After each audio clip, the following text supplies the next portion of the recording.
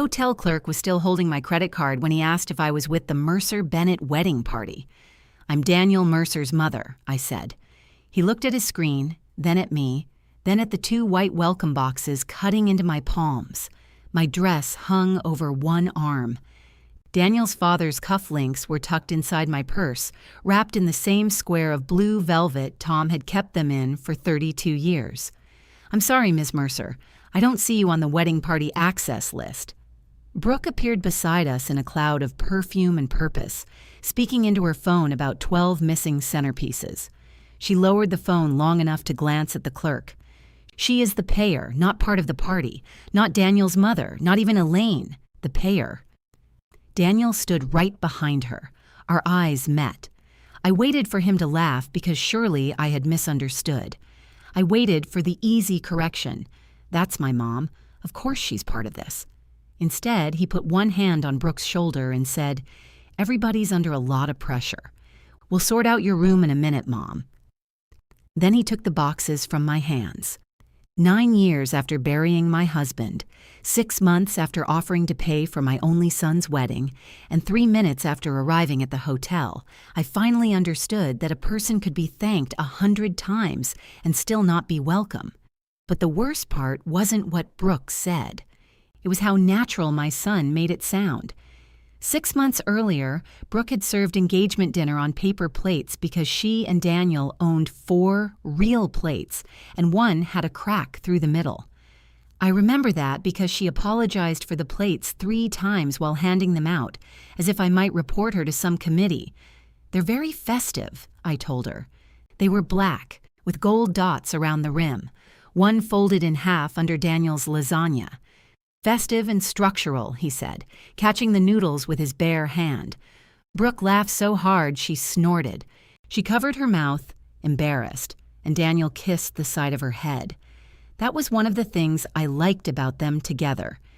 He could pull a real laugh out of her when she was trying too hard to produce the correct one. Their apartment was on the 3rd floor of a converted house with radiators that clanged like somebody dropping cookware in the walls. Brooke had strung little white lights over the windows. Daniel had shoved all his unopened mail into a wicker basket marked blankets, which was very much my son's approach to organization. Dinner was supposed to be casual. Then Brooke brought out a binder. It was pale gray and thick enough to stun a burglar. Daniel groaned. "Mom, don't encourage her. I haven't said anything." "You looked interested." "I am interested." Brooke sat straighter. "It's not as intense as it looks." She opened it to a page with 7 colored tabs. "Of course not," I said. Daniel pointed his fork at me. "You two are about to become dangerous." At that point, I believed being included in the planning meant I was being invited into their life. I didn't yet understand there was a difference between being invited and being useful. Brooke showed me photographs of 3 venues. The first was a barn 40 minutes outside town, all rough beams and mason jars. The second was a modern event space that looked to me like a dentist's office with chandeliers. The third was the Hawthorne Hotel, a brick building downtown with brass elevators, dark green awnings, and a ballroom that had survived enough decades to stop trying to impress anyone. Tom and I had spent our 20th anniversary there. We'd ordered room service at midnight and discovered the next morning that he'd packed 2 brown shoes from different pairs. He wore them to breakfast anyway. "That one," I said before I could stop myself. Brooke's face brightened. "I knew you'd like the Hawthorne." "Why?" "It has history." "So do I." "Most of mine needs repainting." She laughed again, but more carefully this time. The Hawthorne was also the most expensive. Daniel leaned back in his chair and rubbed both hands over his face. "We're not doing that to ourselves," he said. "We want a wedding, not a 3-year financial hangover." Brooke's expression changed for less than a second. If I hadn't spent decades reading the faces of people who said they were fine, I might have missed it. Her older cousin had been married at a resort in Vermont the previous fall. Brooke had mentioned the ice sculptures twice and the string quartet once, always in the tone people use when insisting they don't care. "My relatives can be a little..." She searched for a polite word. "Exhausting?" Daniel offered. observant. Judgmental, he translated. Brooke nudged him with her elbow, but she didn't disagree. Her parents had offered to pay for the photographer and the flowers. They lived in Arizona, where her father sold commercial property and her mother redesigned their kitchen every few years. They weren't struggling. They simply believed grown children should fund their own celebrations. I respected that. I also knew Daniel had changed jobs the previous year and spent 3 months unemployed between them. He had used most of his savings to keep up with rent and health insurance. He hadn't told me until after he was working again. That was how we operated. Daniel hid problems because he didn't want me to worry. I solved problems because I didn't want him to struggle. Between us, we had turned avoidance into a family tradition. "How far apart are the numbers?" I asked. "Mom," Daniel said. I asked a question. Brooke closed the binder. "We're not asking you for anything." "I know." That answer pleased her, though she tried not to show it. Tom and I had saved carefully. We had never been wealthy, but we paid off our house early, took modest vacations, and shared the belief that emergency funds were more restful than decorative pillows. After he died, the life insurance paid the last few bills I had expected to spend years paying. I hadn't touched much of what remained. Money had become strangely silent in my house. No one argued about it. No one dreamed over it. It sat in accounts while I ate soup at the kitchen table and watched weather move across the backyard. "I can contribute $20,000, I said. Daniel lowered his hands. "No, it's not a loan. Still no. It's not all my money either. Your father worked for it." That stopped him. Brooke's fingers rested on top of the closed binder. Her nails were painted a soft pink, perfect except for one tiny chip on her thumb. "That's incredibly generous," she said, "but we don't want you feeling responsible for the whole wedding." "I don't. I'm offering a fixed amount. You decide how to use it. When it's gone, it's gone." Daniel looked at me for a long moment. "Are you sure?" "No, I thought I'd announce it and then leap out the bathroom window. You're on the 3rd floor, then you better accept before I panic." He got up and came around the table. At 35, my son still hugged the way he had at 12, quickly at first, then tighter, as though the real feeling arrived late. His cheek pressed against my hair. "Thank you," he said, seriously. Over his shoulder, I saw Brooke watching us. She looked grateful. She also looked relieved enough to make me realize how badly she had wanted the hawthorn. The next morning, she texted me a photograph of the ballroom. "Just looking," she wrote. By the end of the week, she had scheduled a tour. I went because Daniel couldn't get away from work, and Brooke said she valued my eye. I had never thought of myself as having an eye, unless detecting dust on dark furniture counted, but I enjoyed the compliment. The hawthorn smelled faintly of lemon polish and old carpet. A wedding coordinator named Celia guided us through the ballroom, the smaller dining room, and a rooftop terrace that Brooke loved until she heard the rental fee. "We don't need a rooftop," she said immediately. Celia smiled the patient smile of someone who knew people often discovered needs in stages. The ballroom was even prettier than I remembered. Tall windows faced the city. Brass sconces cast warm light against cream-colored walls. Brooke walked slowly across the dance floor, measuring invisible tables with her eyes. "My mother will say the carpet is dated," she murmured. "Your mother won't be marrying on it." Brooke looked at me, surprised, then smiled. "She likes you. She has spoken to me twice. That's practically a commitment." For an hour, we were easy together. We made fun of chair covers. We agreed that no food should be served in a vessel described as a miniature experience. When Celia asked about the mother of the groom, Brooke slipped her arm through mine and said, "Right here." I carried that moment much longer than it deserved. The first estimate landed just below the $20,000 I had offered. Brooke and Daniel would cover the band, clothing, invitations, and whatever else came up. Her parents would handle their promised pieces. It seemed sensible. Then the guest list grew. Brooke had cousins she hadn't seen in years but couldn't exclude without creating what she called a situation. Daniel added people from work because his supervisor had overheard him inviting someone else. The hotel needed a larger room block. The dinner package rose with the head count. Each change was small enough to defend by itself. Brooke began calling me in the evenings. Champagne linens or ivory? Ivory. That's what I thought. Then why ask?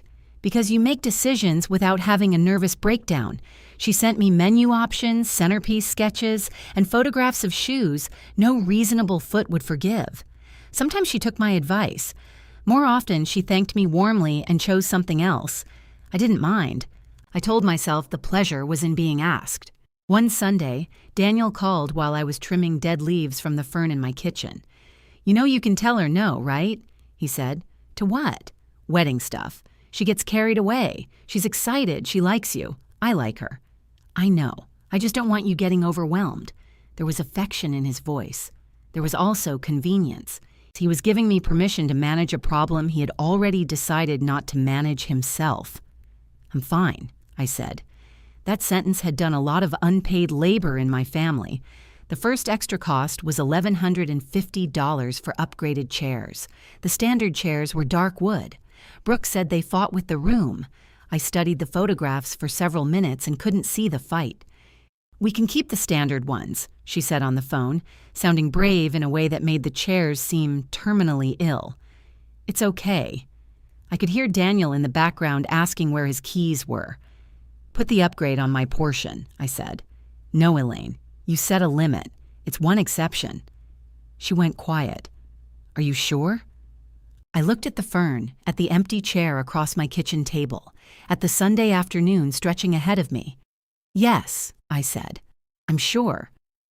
The next day, Brooke added me to a group message called Wedding Inner Circle. I saw the name and smiled, then I paid for the chairs. The Wedding Inner Circle turned out to be 11 women, 2 men, and Daniel, who muted the conversation within 48 hours. I knew because he called to ask if I could tell him whenever something in the message thread actually required his attention. "You could read it," I suggested. "Mom, there were 73 messages about ribbon. There were 31 messages. The rest were reactions. That's worse. The ribbon has an audience." The group included Brooke's mother, Patricia, her cousin Vanessa, who was the maid of honor, 4 bridesmaids, Daniel's best man, the hotel coordinator, and a cheerful woman named Lacey, whose exact purpose I never discovered. Lacey responded to everything with 3 pink hearts. Brooke used the group to post updates. I became the person who answered questions. Did anyone know a place that could print place cards quickly? I did. Could someone pick up the invitation samples because the shop closed before Brooke finished work?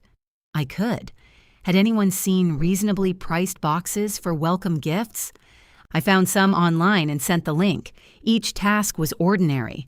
Nobody was ordering me around. In fact, Brooke said please and thank you so consistently that it would have sounded petty to object. Patricia mostly contributed opinions. The ivory ribbon looked a little yellow on her screen. The chicken entree seemed safe.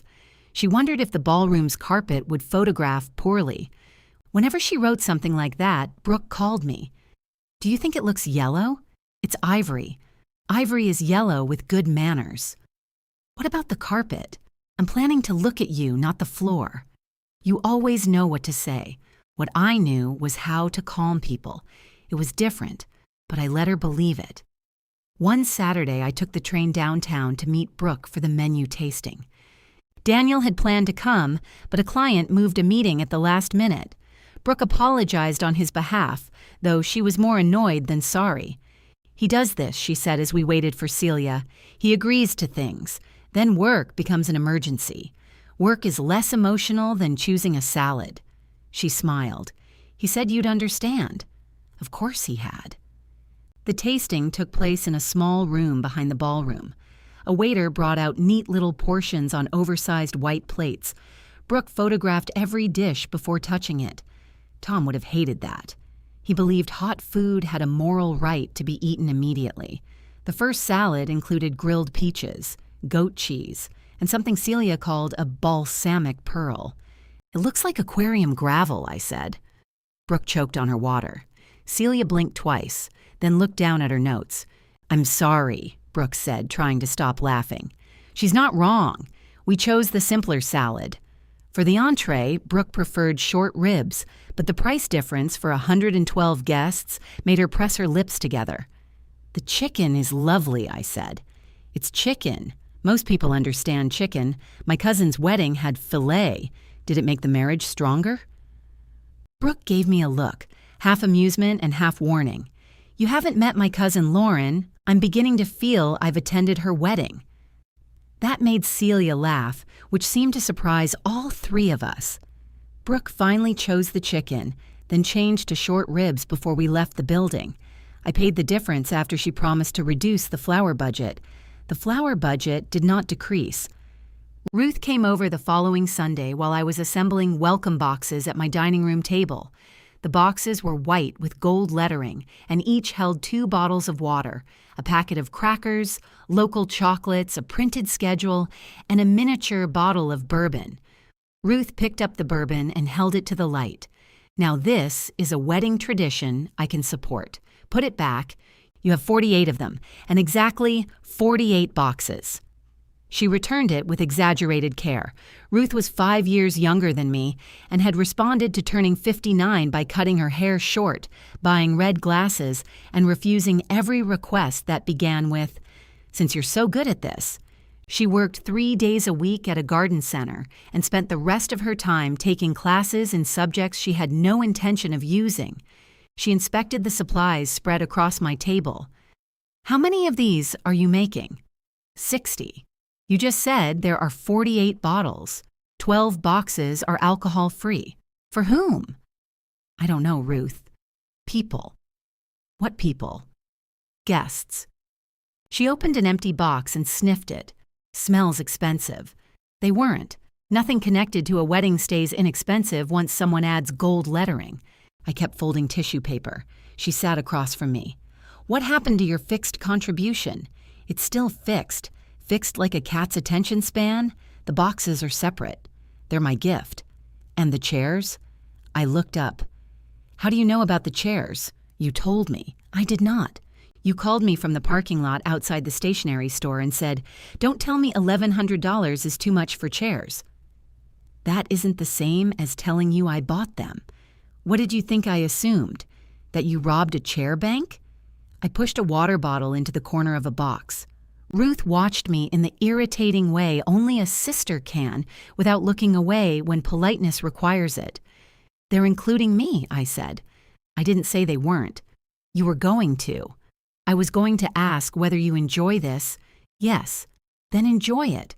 Just don't pretend you're doing it because nobody else knows how to fold tissue paper." I smoothed a gold sticker harder than necessary. Ruth picked up another box and began folding it.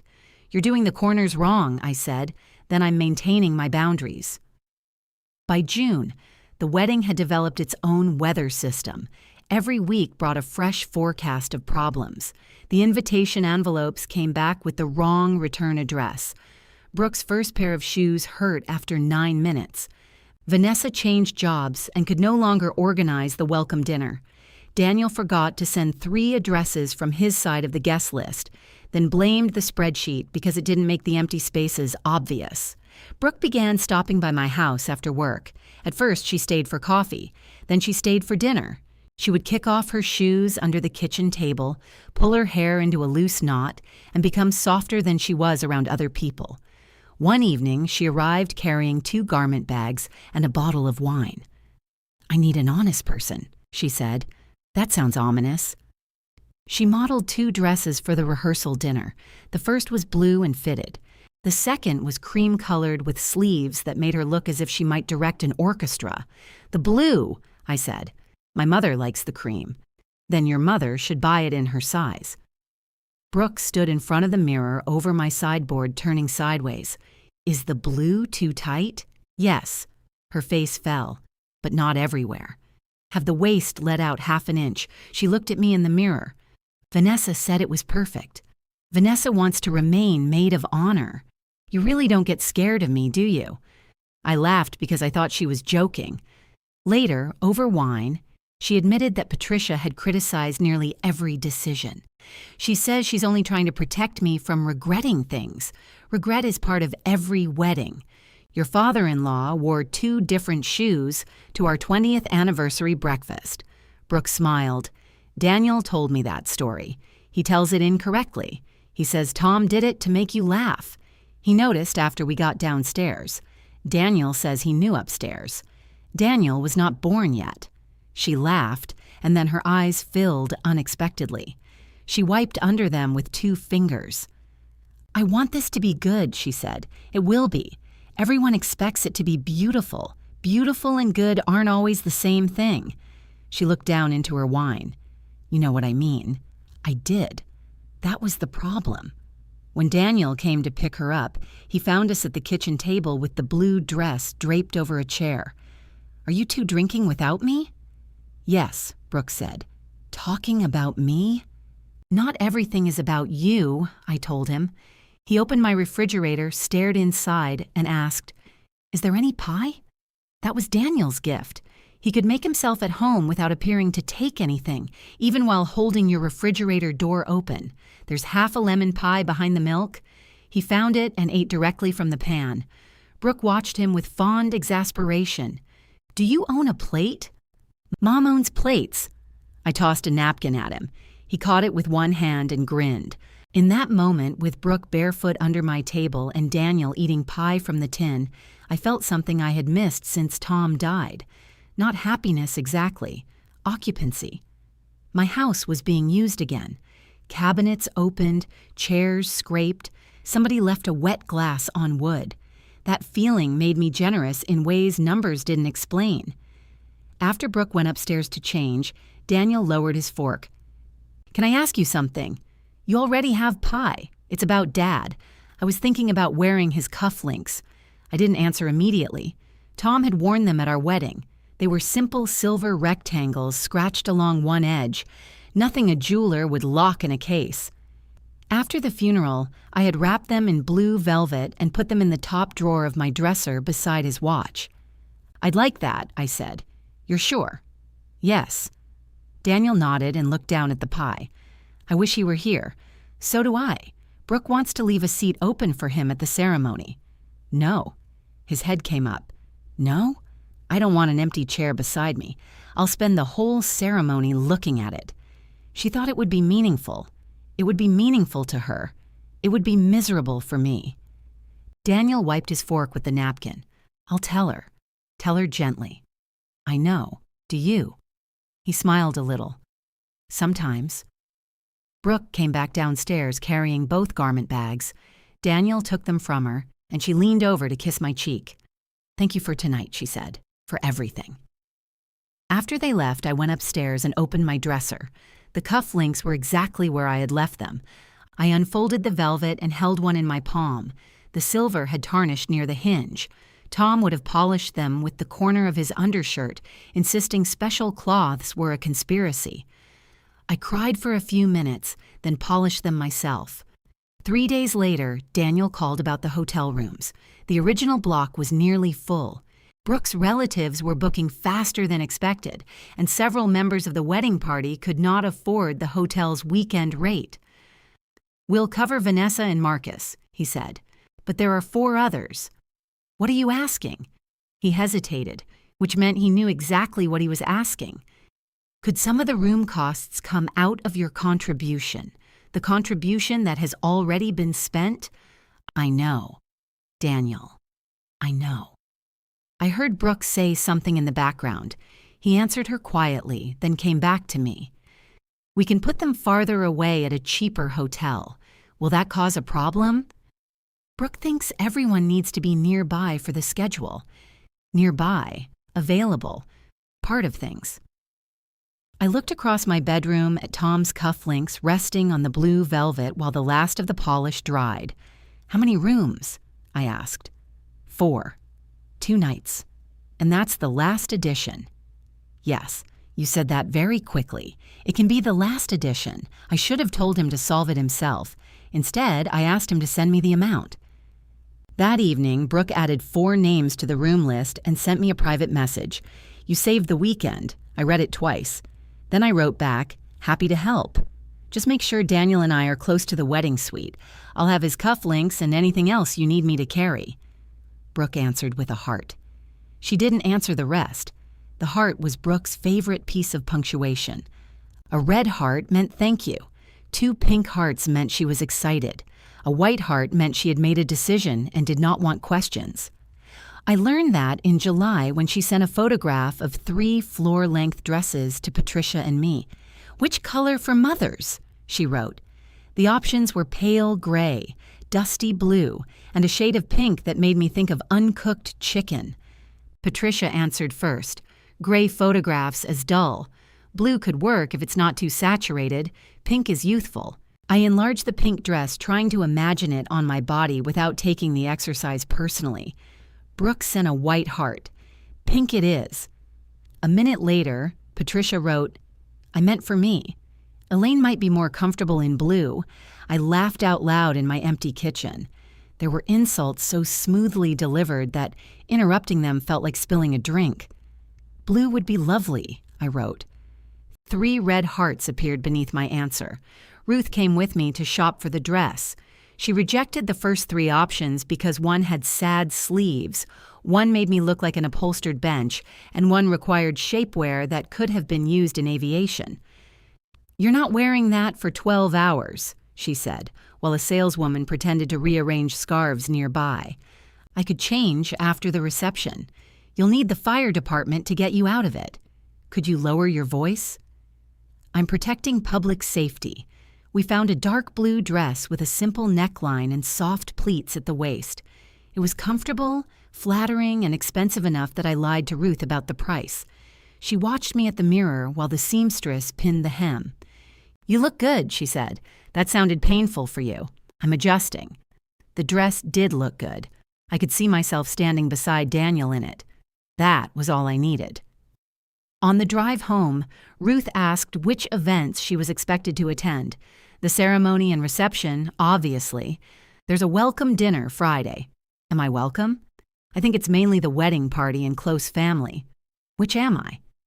You're my sister. That wasn't one of the categories. I glanced at her. I'll ask. Don't. If they wanted me there, they'd tell me. You were invited to the wedding. I'm not offended. I just don't want you doing that thing. What thing? Translating vague language into the answer you hope it means. The traffic light changed. I kept my eyes on the road. It says, close family. Then I'm sure your seat will be beside the Pope. She turned on the radio before I could answer. The welcome dinner had grown complicated after Vanessa's new job made her unavailable to organize it. Brooke didn't want a formal rehearsal dinner because the hotel charged more for anything with the word rehearsal attached. Instead, she reserved the back room of an Italian restaurant across from the Hawthorne and called it a welcome dinner. I offered to help with the seating. We're not really doing assigned seats, Brooke told me over the phone. That's easier, just long tables. Very relaxed. Wonderful. There was a pause filled by the sound of typing. What time should I be there? Another pause. Let me check the final count. That was not a time. She called me back the next afternoon while I was at the grocery store comparing 2 jars of pasta sauce. So the restaurant room only holds 36. All right. And with the wedding party partners and out-of-town friends, we're right at capacity. I put both jars into my cart, although I needed neither. What about parents? My parents are hosting drinks afterward in the hotel lounge. Everybody can come to that. Are they attending the dinner? They're already included through Vanessa's count. I waited for the rest. Daniel thought you might prefer to rest after traveling, she said, since Saturday will be so long. The Hawthorne was 40 minutes from my house. I'm not traveling by wagon. She laughed too quickly. I know. I just mean you'll have things to do. What things? With Daniel. Whatever he needs. There it was again. Not quite an invitation, not quite an exclusion. A place waiting for me only if somebody needed a button sewn on. If the room is full, it's full, I said. I feel awful. You don't need to. We'll all meet for drinks after. Of course. I bought the 2 jars of sauce, went home, and put them in the pantry beside 4 others. Daniel came by that Sunday to pick up a suitcase he had stored in my basement when he moved out of his old apartment. He found me sitting on the bottom stair with the suitcase open, staring at a collection of objects no one could explain wanting, but no one had thrown away. A broken alarm clock, 3 foreign coins, a bottle opener shaped like Florida. "You didn't have to dig it out," he said. "I was down here." "Doing what?" "Waiting for rescue." He smiled, then saw my face. "What's wrong?" "Nothing." "Mom." I moved the bottle opener aside. "Why aren't I included in the Friday dinner?" His eyebrows came together. "You are. Brooke says they're at capacity. She told me parents were included. Her parents are." He looked toward the ceiling as if Brooke might be able to hear us through 2 floors and half a mile. That doesn't make sense. It makes perfect sense. There are 36 chairs and more than 36 people. "No, I mean, you paid for half the people's rooms. I paid for 4 rooms. You know what I mean." I did, but I wanted him to say it properly. He sat beside me on the step. The basement smelled like laundry detergent and concrete. "I'll talk to her. I don't want somebody removed so I can take their place. You're my mother." "That didn't occur to either of you before the room filled?" He rubbed the back of his neck. "We've been scattered. She's handling 1,000 details, and I'm trying not to make things harder. For whom?" He looked at me. It was not a cruel question, but it landed that way. "Brooke's stressed," he said. "So am I occasionally." "I know. Do you?" "Come on, Mom." There was a warning in his voice now, soft but unmistakable. "Don't become another problem." I closed the suitcase. "I'll meet everyone at the hotel afterward." "No, I'll fix it. I'm asking you not to." "Then what do you want me to do? I wanted you to notice before I had to ask." He exhaled through his nose. "That's not fair." Maybe it wasn't. Fairness had become another word we used when we didn't like the timing of someone else's pain. I stood and brushed dust from my dress. "The suitcase is yours. The Florida bottle opener is not." He stayed on the step for a moment, then followed me upstairs carrying both. "Brooke called that evening. Daniel said there's been a misunderstanding." "Has there?" "I thought he told you the dinner was mostly friends. He thought you included parents." "I included Patricia and my dad because they're paying for the drinks. If they weren't there, it would look strange." I almost admired the logic. Payment could make someone's absence conspicuous. It could also apparently make mine efficient. "I'm fine coming afterward," I said. "No, we'll squeeze in another chair. I don't want to be squeezed in. Elaine, please don't make this into something." The sentence was quiet, careful, more revealing than if she had snapped. I stood at my kitchen window looking out at the dark yard. Tom had planted 2 hydrangeas along the fence. One bloomed blue. The other had done nothing for 6 years but remained technically alive. "I didn't make it into anything," I said. "I asked what time to arrive." She apologized, and I accepted because the alternative would have required us both to say what we meant. The following morning, the wedding inner circle received an updated schedule. The Friday dinner was listed as wedding party welcome, followed by family cocktails at 9. Brooke sent me a separate message. "I really hope you know how much we love you." I answered, "I do." That was the lie people expected from me, and I had gotten good at making it sound kind. For a few days, nothing was asked of me. The silence should have been restful. Instead, I checked the group thread more often than usual. A photo appeared from Brooke's final dress fitting. Patricia and Vanessa stood on either side of her. I hadn't known the appointment was happening. I told myself mothers of grooms did not belong at bridal fittings. That was true. It did not explain why Brooke had spent 2 months asking whether I liked lace. Then came a photograph of the hotel suite where the women would get ready. There were mirrors along one wall, pale sofas, and a long marble counter covered with champagne glasses. "Hair and makeup starts at 7, Vanessa wrote. I waited for Brooke to send me my time. She didn't.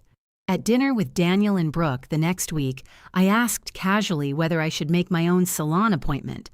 Brooke stopped cutting her chicken. "Oh, I thought you didn't want professional makeup." "When did I say that?" You said you wanted to look like yourself. I meant I didn't want false eyelashes large enough to create shade." Daniel laughed. Brooke didn't. "The schedule's pretty tight," she said, "but I can ask if they'll fit you in. Don't worry about it. I'll ask."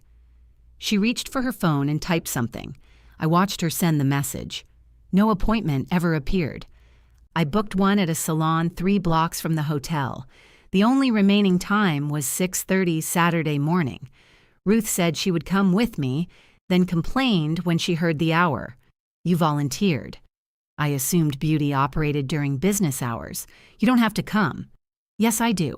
If I let you go alone, you'll tell the stylist to do whatever's easiest and come out looking like a senator." What does a senator look like? Like hair has been briefed. She made me laugh, which I needed more than I admitted. The week before the wedding, Brooke's careful control began to fray. She called twice from work about missing centerpieces. The florist had received only 12 of the small brass bowls she ordered, and she needed 24. No replacement matched. "What happens if half the tables have flowers and half don't?" she asked. "People at the empty tables will eat the guests at the flowered ones." "I'm serious. So am I. Short ribs make people aggressive." She was silent. "Brooke, I'm here. Use glass bowls on half the tables. Alternate them. It will look intentional." She let out a breath. "Can you help me find some?" "I found them at a restaurant supply store and drove across town to pick them up." She repaid me that time. I noticed because it had become unusual. 2 nights before the wedding, my dining room filled again with white boxes. Most had already been delivered to the hotel, but 2 special ones remained, one for Brooke's parents and one for Daniel's best man, Marcus. Brooke asked if I could bring them when I checked in. Of course I could. I laid my blue dress across the guest room bed and inspected it for wrinkles. Tom's cufflinks went into my purse in their square of velvet. I packed comfortable shoes for after the dance, aspirin, safety pins, stain remover, and a sewing kit. "Whatever he needs," Brooke had said. Friday morning, Daniel called as I was zipping my suitcase. "Almost ready? More ready than you." "Probably." "Brooke hasn't slept. Be kind to her. I'm trying." There was a hesitation. "You know I'm glad you're going to be there, right?" I sat on the edge of the bed. "I know. I mean it." "I know, honey." This time, I wanted the lie to be true.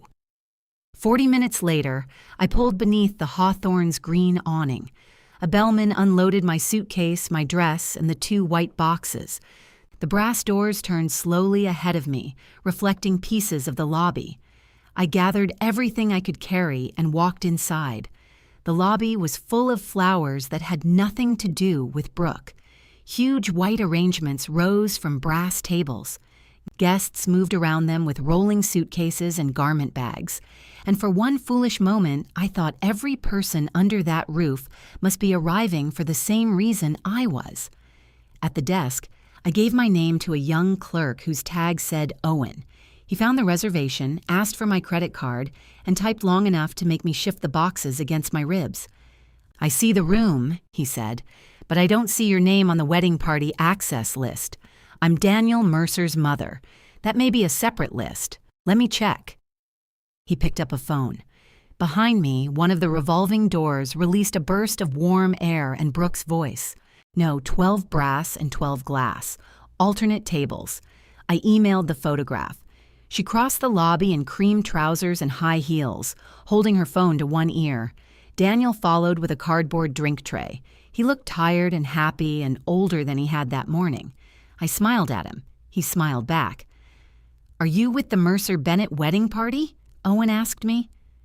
Before I could answer, Brooke lowered her phone. "She is the payer, not part of the party." The words were quick, practical, tossed onto the counter like a room key. She'd already lifted the phone again when she noticed I was staring at her.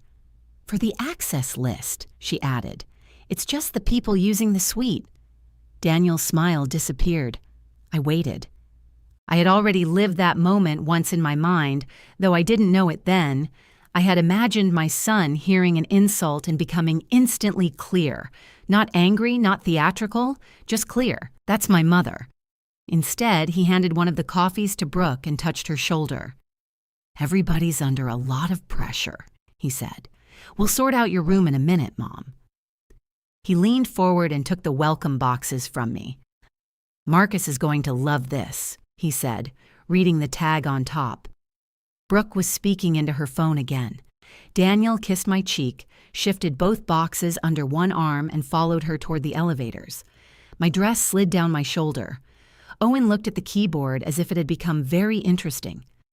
"I'm sorry," he said. "There's nothing for you to be sorry about."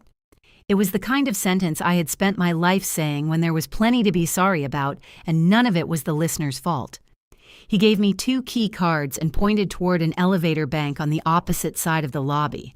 The Lancaster wing is through the courtyard. I thought I was near the wedding suite. He checked again. "The suite is in the main tower. Is the Lancaster wing far?" "Not far. You'll take this elevator down 1 level, cross the indoor courtyard, then use the north elevator to the 4th floor." I looked in the direction Daniel and Brooke had gone. Were the nearby rooms full? Owen hesitated. They were reassigned within the block. To whom? He wasn't supposed to tell me. I could see that. "That's all right," I said. "Never mind." A bellman offered to carry my things. I let him. That was unusual enough to tell me how badly my hands were shaking. The Lancaster room was lovely. It had a high bed, striped wallpaper, and a window overlooking a roof crowded with vents. The bathroom mirror had lights all around it, which felt unnecessarily honest. The bellman hung my dress in the closet. "Anything else, Ms. Mercer?" "No, thank you." After he left, I sat on the bed with my purse in my lap. Tom's cuff links were still inside. I touched the square of velvet through the lining. My phone buzzed. Brooke had posted a photograph of the welcome boxes in the group thread. "Elaine saved us again," she wrote. 6 red hearts appeared. Lacey contributed 3 pink ones. I stared at the message until the words stopped looking like language. Then I called Ruth. "What's broken?" she answered. "Why does something have to be broken? You're calling me at 3:30 on a Friday. Either something's broken or you've been kidnapped by people who allow afternoon phone calls." I tried to speak normally. My voice did not cooperate. She told the hotel I wasn't part of the party. Ruth went quiet. I explained the desk, the access list, the room. I did not explain Daniel's face because I couldn't find a version that didn't sound worse aloud. "What did he say?" she asked. "That everyone was under pressure." "Of course he did." "Don't." "I didn't say anything." "You said it in your voice." "I have a gifted voice." I lay back on the bed. Above me, the ceiling sprinkler had been painted so many times it looked sealed shut. "Maybe she meant it literally," I said. "The wedding party. Bridesmaids, groomsmen. Do the bridesmaids pay for the ballroom? That's not the point. What is the point?" "I don't know." "Yes, you do." I closed my eyes. If I said the sentence that had formed downstairs, I would have to hear it. "She said exactly what she meant," I whispered. Ruth let a few seconds pass. "I can come tonight. You're checking in tomorrow. I can come tonight. No, there's no reason. There's you." That nearly undid me. I sat up and pressed my fingers under my eyes, careful not to smudge makeup no one would see for 6 more hours. "I'm going to order something to eat and take a nap. Are you going to the cocktails?" "Yes." "Do you want to?" "No." "Then why go?" "Because if I don't, I'll be accused of making a scene with my absence. You know, an absence is the quietest scene available. It can still be loud." Ruth sighed. "Call me if you need me." "I will." "You won't." "I might." "I'll keep my gifted voice available." After we hung up, I ordered a turkey club and coffee from room service. The coffee came in a silver pot that poured beautifully and tasted like damp cardboard. I ate half the sandwich sitting at the desk. At 6, I heard laughter in the hallway and opened my door before remembering I knew no one in that wing. The welcome dinner was beginning across the street. I pictured long tables, wine glasses, Brooke's head turned toward Daniel as someone told a story. I pictured Patricia there because her attendance would otherwise look strange. At 7:15, Daniel texted, "Dinner running late. Cocktails closer to 9:30. Love you." I typed, "Have fun." Then deleted it. I typed, "See you then." At 9:20, I walked back through the courtyard. The main hotel seemed warmer and brighter than my side, as though the building itself understood hierarchy. The lounge had green leather chairs and a curved bar beneath shelves of amber bottles. Patricia stood near the entrance in pink silk, greeting people as they arrived. She kissed my cheek. "There you are," she said. "We wondered if you'd gotten lost." My room came with a map and provisions. She laughed without asking what I meant. Brooke sat at the center of a cluster of friends. She had changed into the cream dress with the orchestra sleeves. My opinion had been requested. Her mother's had been selected. The thought was so petty I hated myself for having it. Daniel saw me and stood. "Mom." He hugged me, longer than he had in the lobby. "I'm sorry about earlier," he said near my ear. "Brooke's running on fumes." I stepped back. "Did she tell them to move my room?" His eyes shifted. "The bridesmaids needed to be together. I asked to be near you." "I know. The suite was tight and Vanessa has all the schedules. What do I have?" He frowned. "What?" "Never mind. Mom, please." That word again. A request with no object. "Please understand. Please wait. Please don't require me to choose a sentence." Brooke approached carrying 2 glasses of wine. "You made it." She gave me one. "I am so sorry about the confusion downstairs." "There wasn't any confusion." She glanced at Daniel. "I was talking about the suite list. Owen kept asking who you were, and the florist was calling, and I said it wrong. You said I was the payer. I meant your card is on the room block, and not part of the party. The official party. You know your family, do I?" Daniel shifted beside us. Brooke's face tightened, then softened deliberately. "Of course you do. There were people close enough to overhear." Patricia was watching from the bar. I could feel the social machinery waiting to see whether I would embarrass everyone. I took a sip of wine. "Then we're all clear," I said. Relief passed across Daniel's face so quickly he probably didn't know I saw it. Brooke touched my arm. "Thank you for understanding." I didn't understand. I had simply decided not to make my humiliation easier for them by displaying it in public. A man I recognized from the group message came over. Marcus was broad-shouldered, cheerful, and already wearing the miniature bottle of bourbon from his welcome box in his jacket pocket. "Mrs. Mercer, the famous box builder. Elaine, please." He hugged me. "Daniel says you're the reason this whole weekend exists." Daniel smiled. The compliment should have pleased me. Instead, I heard an echo. The reason the weekend existed, but not part of it. Brooke was pulled away by Vanessa. Daniel started to follow, then stopped. "Do you have Dad's cufflinks?" "In my purse." "Good." I was worried. "I told you I had them." "I know. Tomorrow morning is going to be chaos. I can bring them up." He hesitated. "Security's being strict about suite access." I looked at him. "You're in the suite too? The guys have the smaller one across the hall? And I'm not allowed on the floor? That's not what I said. It's what the list says." He rubbed the back of his neck. "I'll meet you in the lobby with your father's cufflinks." "Mom." "Tomorrow?" I said. He kissed my temple before leaving. It was affectionate and impatient at once. I stayed in the lounge for 40 minutes, long enough to fulfill attendance, not long enough to become useful. On my way to the elevators, Celia hurried after me carrying a leather folder. "Ms. Mercer, could I get your signature?" "For what?" "The Sunday brunch edition." "I don't know anything about a brunch." She opened the folder and showed me the estimate. 40 guests, pastries, eggs, coffee, service fee. Almost $3,000. "Brooke said to charge it to the card securing the wedding block," Celia said. "Did she say I agreed?" Celia's professional smile faltered. "She said you were handling the hotel expenses." I looked at my name printed beneath a blank signature line. For months, I had treated every extra request as proof I was included. Standing there, I saw what the requests had actually proved. They believed my yes arrived before the question. "I'll pay every expense I approved," I said. "The ballroom, the meals, the 4 rooms, the chair upgrade, those commitments stand. Of course. But nothing else goes on my card unless I approve it myself. Not over the phone, not through Daniel or Brooke. Me." Celia closed the folder. "I'll make a note. Please do." Behind us, the lounge doors opened and Brooke stepped into the hall. Her eyes moved from Celia's folder to my face. "What's going on?" she asked. I met her gaze. "For once," I said, "you're going to have to ask me first." Brooke's mouth opened, then closed.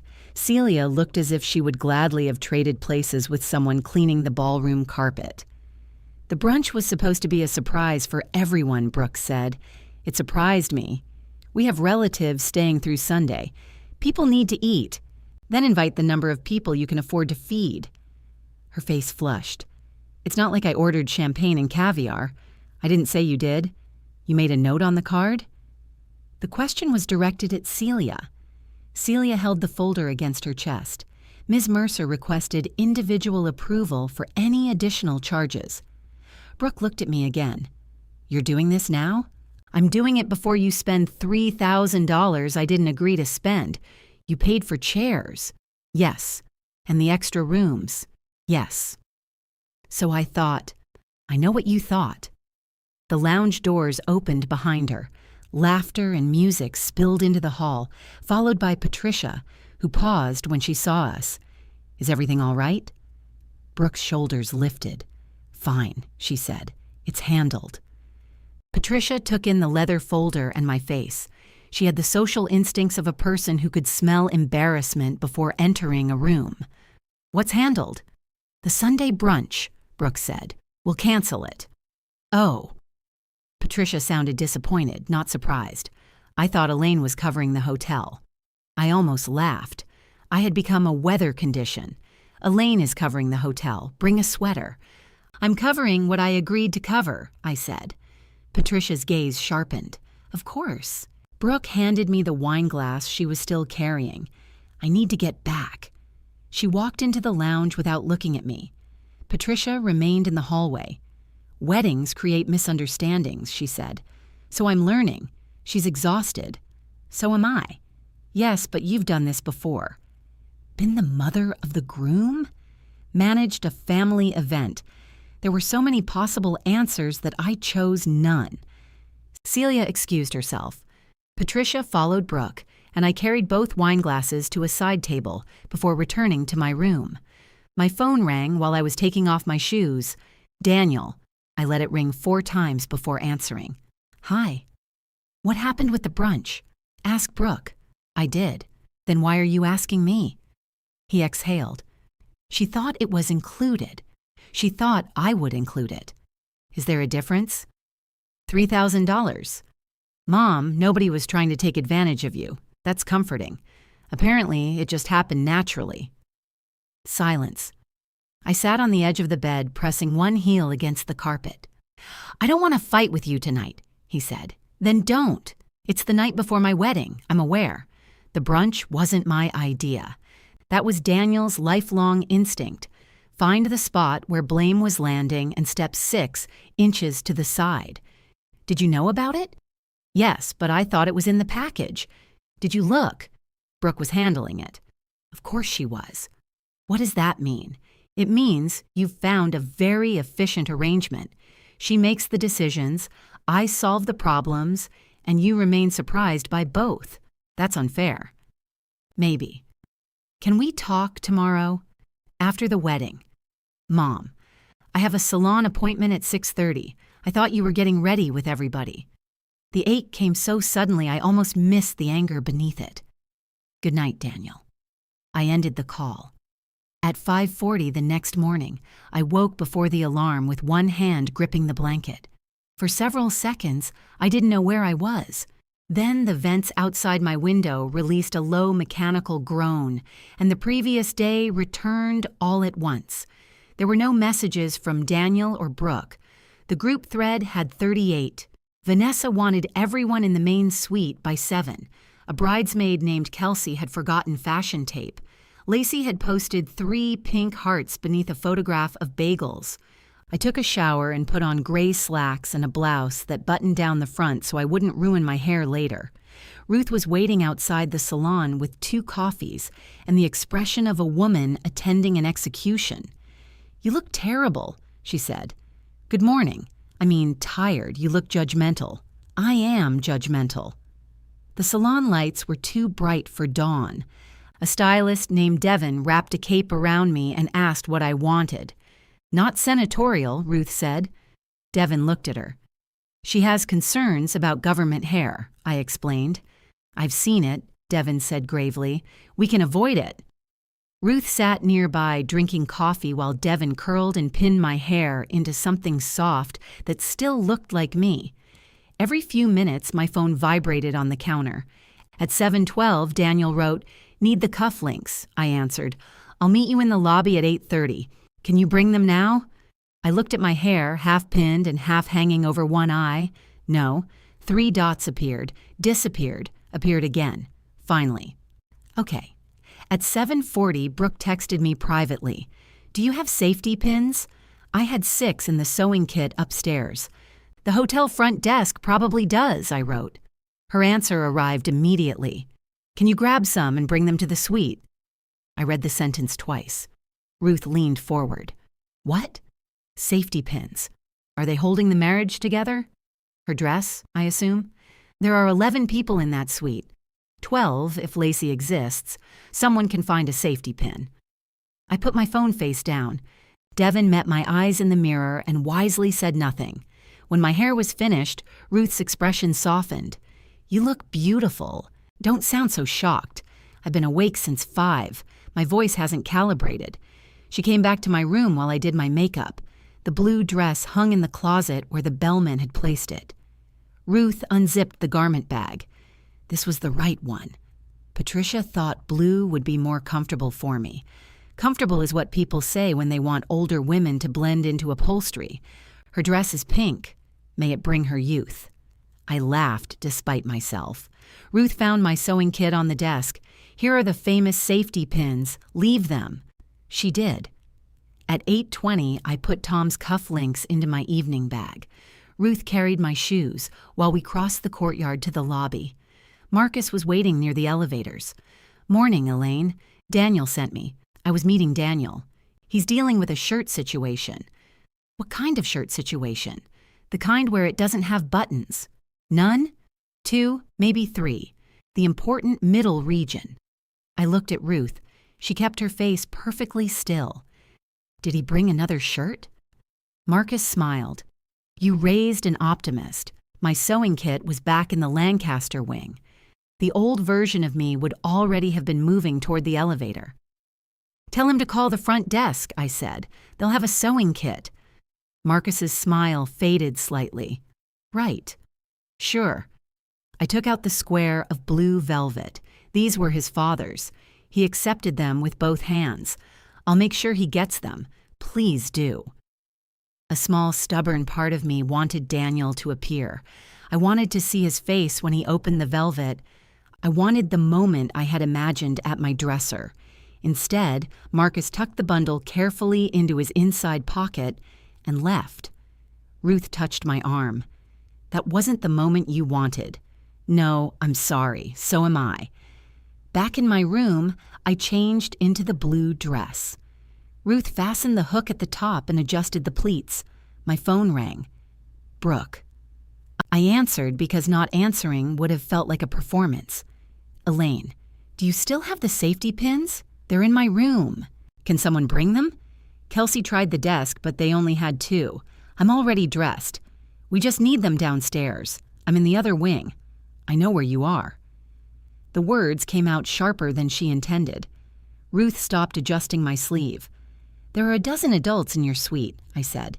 "Send someone to the store. We can't send someone. Pictures start in 20 minutes. Then use the 2 you have." A breath hissed through the phone. "Is this about last night?" "No, this is about safety pins. You've been helping for months, and now, today, you decide every little thing is too much." "I didn't decide that." "What did you decide?" that being capable doesn't make me responsible. Brooke gave a short, humorless laugh. Fine, I'll handle it. She ended the call. I stared at the screen. Ruth resumed, smoothing my sleeve. Was that too harsh? I asked. No. You answered fast. I've had years to prepare. At 10:15, we walked to the main tower for family photographs. The hallway outside the ballroom was crowded with flowers, garment bags, and people wearing black with headsets. Celia hurried past, saw me, and stopped.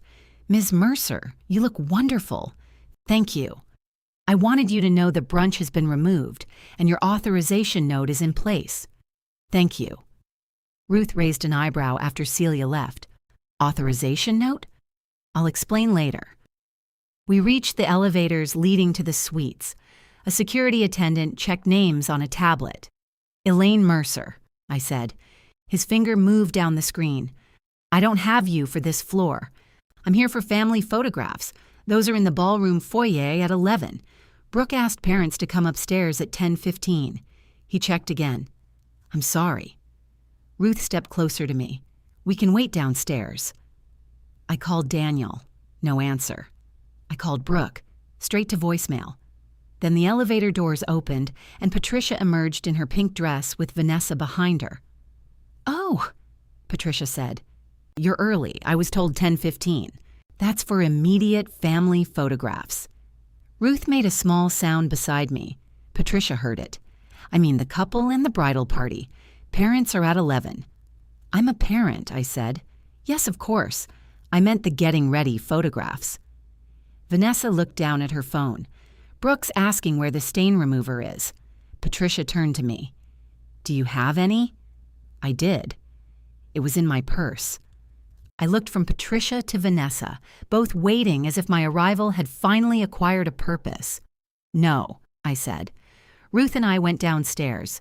We had reached the ballroom foyer when Daniel came around the corner, his jacket open, his shirt perfectly buttoned, Tom's cufflinks shining at his wrists. Mom, wait. Ruth touched my shoulder. I'll find coffee. She left us alone. Daniel stopped in front of me. You look beautiful, he said. So do you. He glanced toward the elevators. Brooke's upset. It's her wedding day. I assume she's experiencing many emotions. She says you're refusing to help with things just to make a point. I told her to send someone for safety pins. She didn't have someone. She had an entire floor I wasn't allowed to enter. His jaw tightened. This is what I was afraid of. What were you afraid of? That you'd let one stupid sentence ruin the weekend. I looked at the cufflinks. Did Marcus tell you what they were? Of course. Your father wore them when we got married. I know, Mom. No, you know the sentence. You don't know what it cost me to hand them to somebody else in a hotel lobby because my own son couldn't come downstairs. His face changed, but only for a moment. We were dealing with my shirt, and you dealt with it. Yes, we dealt with it, which is what everyone is trying to do today. There was movement behind him, staff carrying trays, guests beginning to arrive, a photographer testing light near the ballroom doors. Daniel lowered his voice. Can you please be the bigger person for one more day? I felt something inside me become very still. I've been the bigger person so consistently, I said. You've started believing my feelings are smaller. He stared at me. The photographer called his name from across the foyer. Daniel looked toward the voice, then back at me. I could almost see him making the choice. I have to go, he said. I know. And he did. Ruth returned with 2 paper cups and watched Daniel disappear into the ballroom. He walks faster when he's avoiding something, she said. He's late for photographs. Both can be true. I took the coffee. It was hot, bitter, and exactly what I needed. Did you tell him? I told him enough. That wasn't my question. Today isn't the day. Ruth looked at me over the rim of her cup. Whose idea was that? Before I could answer, the photographer's assistant came into the foyer and called for the groom's mother. I followed her through the ballroom. The tables were set but empty, each one alternating brass and glass bowls, exactly as I had suggested.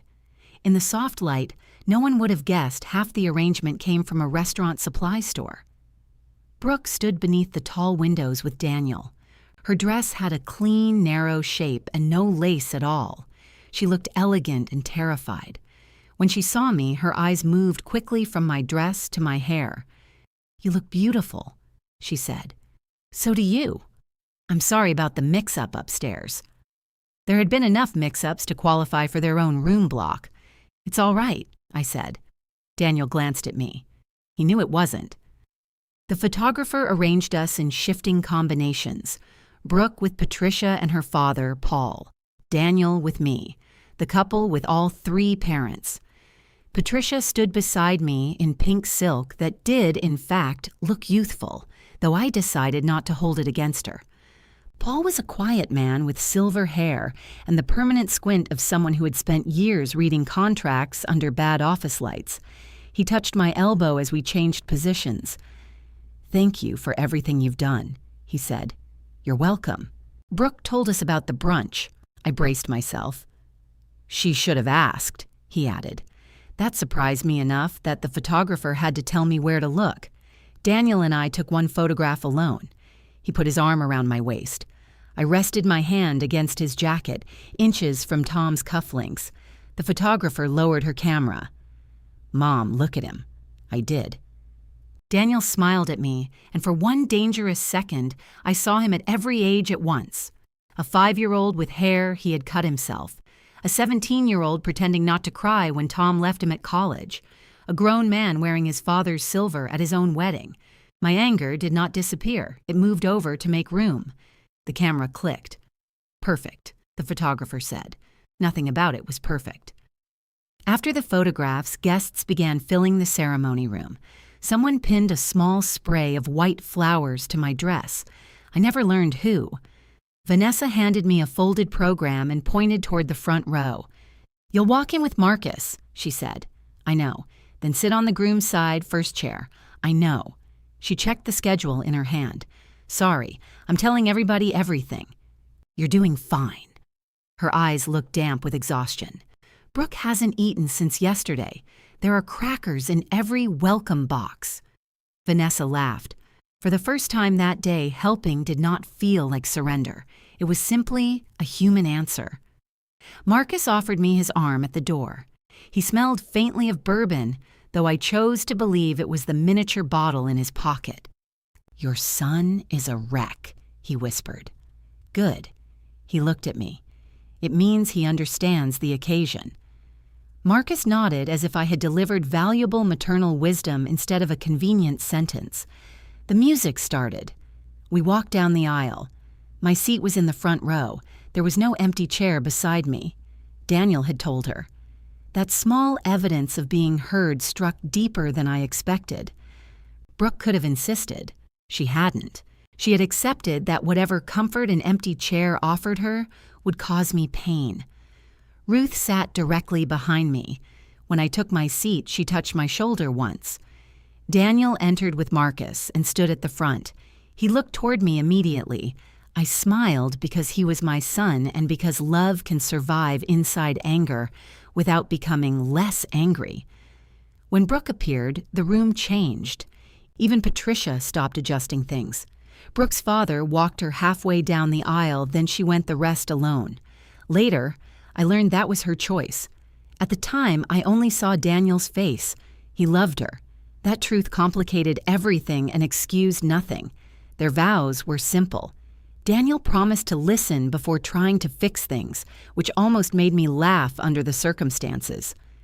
Brooke promised to build a home where he never had to earn his place. Her voice shook on the word place. I wondered if she heard it too. During the exchange of rings, Daniel struggled with hers because her knuckle had swollen. Brooke whispered something that made him laugh. The room laughed with them, the tension breaking. Then they were married. People stood. Music swelled. Daniel kissed her. Brooke's shoulders dropped, and for the first time all weekend, she looked like a person instead of a project manager. As they passed my row, she reached for my hand. Her fingers closed around mine for barely a second.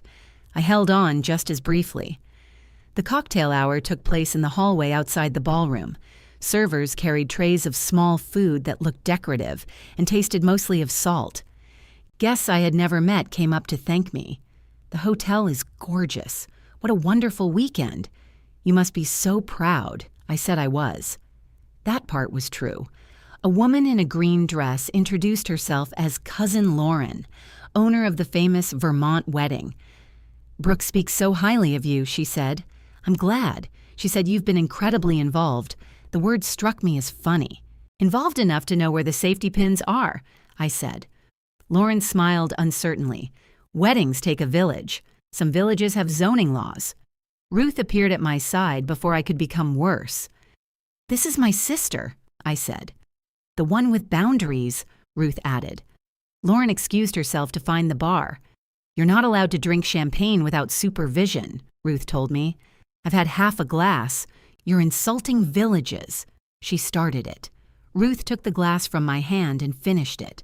Across the room, Daniel and Brooke were surrounded by people. Daniel caught my eye. He started toward me, but a relative intercepted him. I was relieved. That embarrassed me. When the ballroom doors opened for dinner, I found my name at a table near the dance floor with Ruth, Patricia, Paul, Marcus, and Vanessa. I had expected Brooke's parents to be seated at a separate central table, but the parents were together. Patricia noticed me looking at the place cards. "Brooke moved things around this morning," she said. "She thought this made more sense." "Did she?" "She does think about you, Elaine." "That's not the same as thinking of me." Patricia's lips tightened. "No," she said after a moment. "It isn't." Paul pulled out her chair. Ruth pulled out mine with exaggerated gallantry. The short ribs arrived beneath silver covers. Brooke had been right. They were better than chicken. "You paid for these, didn't you?" Ruth murmured. "Eat your dinner. I'm honoring your sacrifice." At the head table, Brooke ate 3 bites before someone called her away. Daniel returned twice to finish hers. During the toasts, Marcus told a story about Daniel accidentally attending the wrong job interview in his 20s and staying because he was too embarrassed to leave. Daniel laughed hardest of anyone. Vanessa spoke about Brooke's loyalty. Patricia cried into a cloth napkin. Paul kept one hand on her back. Then Daniel stood. He thanked Brooke's parents for the flowers and photographs. He thanked the wedding party, the hotel staff, and everyone who had traveled. "And my mom," he said. His eyes found me. "She gave us more than we ever should have asked for. This weekend wouldn't exist without her." There it was again. The reason the wedding existed. People turned toward me. I smiled because there was no other expression available. Daniel lifted his glass. "Thank you, Mom." I raised mine. He had tried. I knew that. He believed gratitude was the bridge between what I gave and what I received. He did not yet understand that being appreciated for my usefulness could not repair being denied as a person.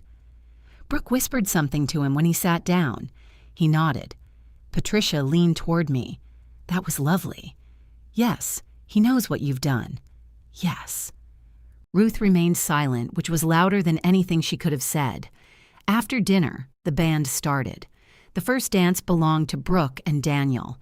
They moved stiffly for about 30 seconds before Daniel said something near her ear, and Brooke laughed. Their steps loosened. Watching them hurt in several directions. I could remember dancing with Tom in our kitchen after a fight, both of us too stubborn to apologize and too tired to remain separate. I could remember Daniel standing on my shoes as I moved around the living room.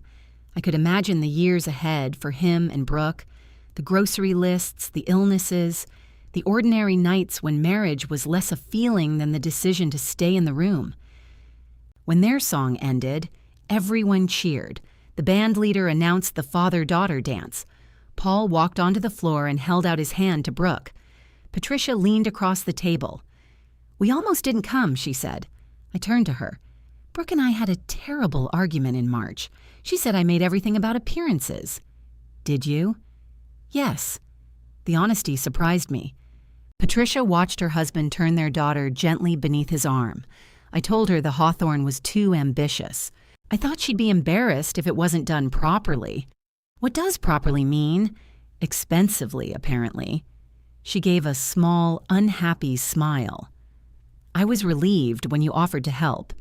Then I resented that she listened to you. I had not expected confession, especially not from Patricia. She doesn't listen to me, I said. She calls you. That's different. Patricia nodded. Yes, I suppose it is. The dance ended. Paul kissed Brooke's forehead. Patricia touched my wrist. For what it's worth, I would have paid for the brunch if she'd asked. I know. She said you liked doing these things. I did. That was the sentence no one else seemed willing to let remain true. I had liked the planning calls. I had liked Brooke barefoot at my table. I had liked being able to give my son something beautiful. The fact that they had come to expect it did not erase the pleasure I once took in offering. It only changed what I could offer next. The band leader raised his microphone. And now we'd like to invite the groom and his mother to the dance floor. Conversations softened. Chairs turned. Daniel stood across the room beneath the warm ballroom lights. He buttoned his jacket, looked at me, and held out his hand. I placed my hand in his. The band began a slow version of a song Daniel used to sing incorrectly in the back seat of our car. He had been 6, maybe 7, and convinced the line "Open Arms" was "Ocean Arms." Tom and I never corrected him because we liked his version better. Daniel guided me onto the floor. You remember this? He asked. I remember "Ocean Arms." His mouth lifted. I was hoping you'd forgotten that. Not a chance. We moved carefully. He had learned enough from 2 dance lessons to keep his feet away from mine, though I could feel him counting. 1, 2, 3, I murmured. Stop. 1, 2, 3. I'm nervous. You're married. The dangerous part is over. He laughed, but it faded quickly. Around us, people watched with the soft expressions reserved for family rituals. I wondered what we looked like. A proud mother, a grateful son, evidence of a relationship that made sense. I'm sorry, he said. For which part? His hand tightened against mine. The lobby, the dinner. What I said earlier. Those are different apologies. I know. Do you? Yes, Mom. There was impatience in the answer. Not much, but enough. He had entered the dance believing 3 minutes of tenderness could settle everything before dessert. That was how I had trained him. Hurt me, hug me, tell me I mattered, and trust me to carry the unresolved portion home. I don't want to do this here, I said. Then when? After the wedding. You keep saying that, because this is still the wedding. His eyes moved over my shoulder toward Brooke. I didn't have to look to know where she stood. She thinks you hate her, he said. I don't. She feels like you pulled the rug out from under her. I stopped adding rugs. Mom. You asked me to tell the truth. No, I asked if you hated her. And I answered. We turned beneath the ballroom lights. Tom's cufflink flashed at Daniel's wrist. He lowered his voice. She shouldn't have said what she said at the desk. No. She didn't mean you weren't family. What did she mean? That you weren't on the sweet list. Then why not say that? She was stressed. So was the clerk. He managed to call me Ms. Mercer. Daniel looked down. The song moved into the chorus.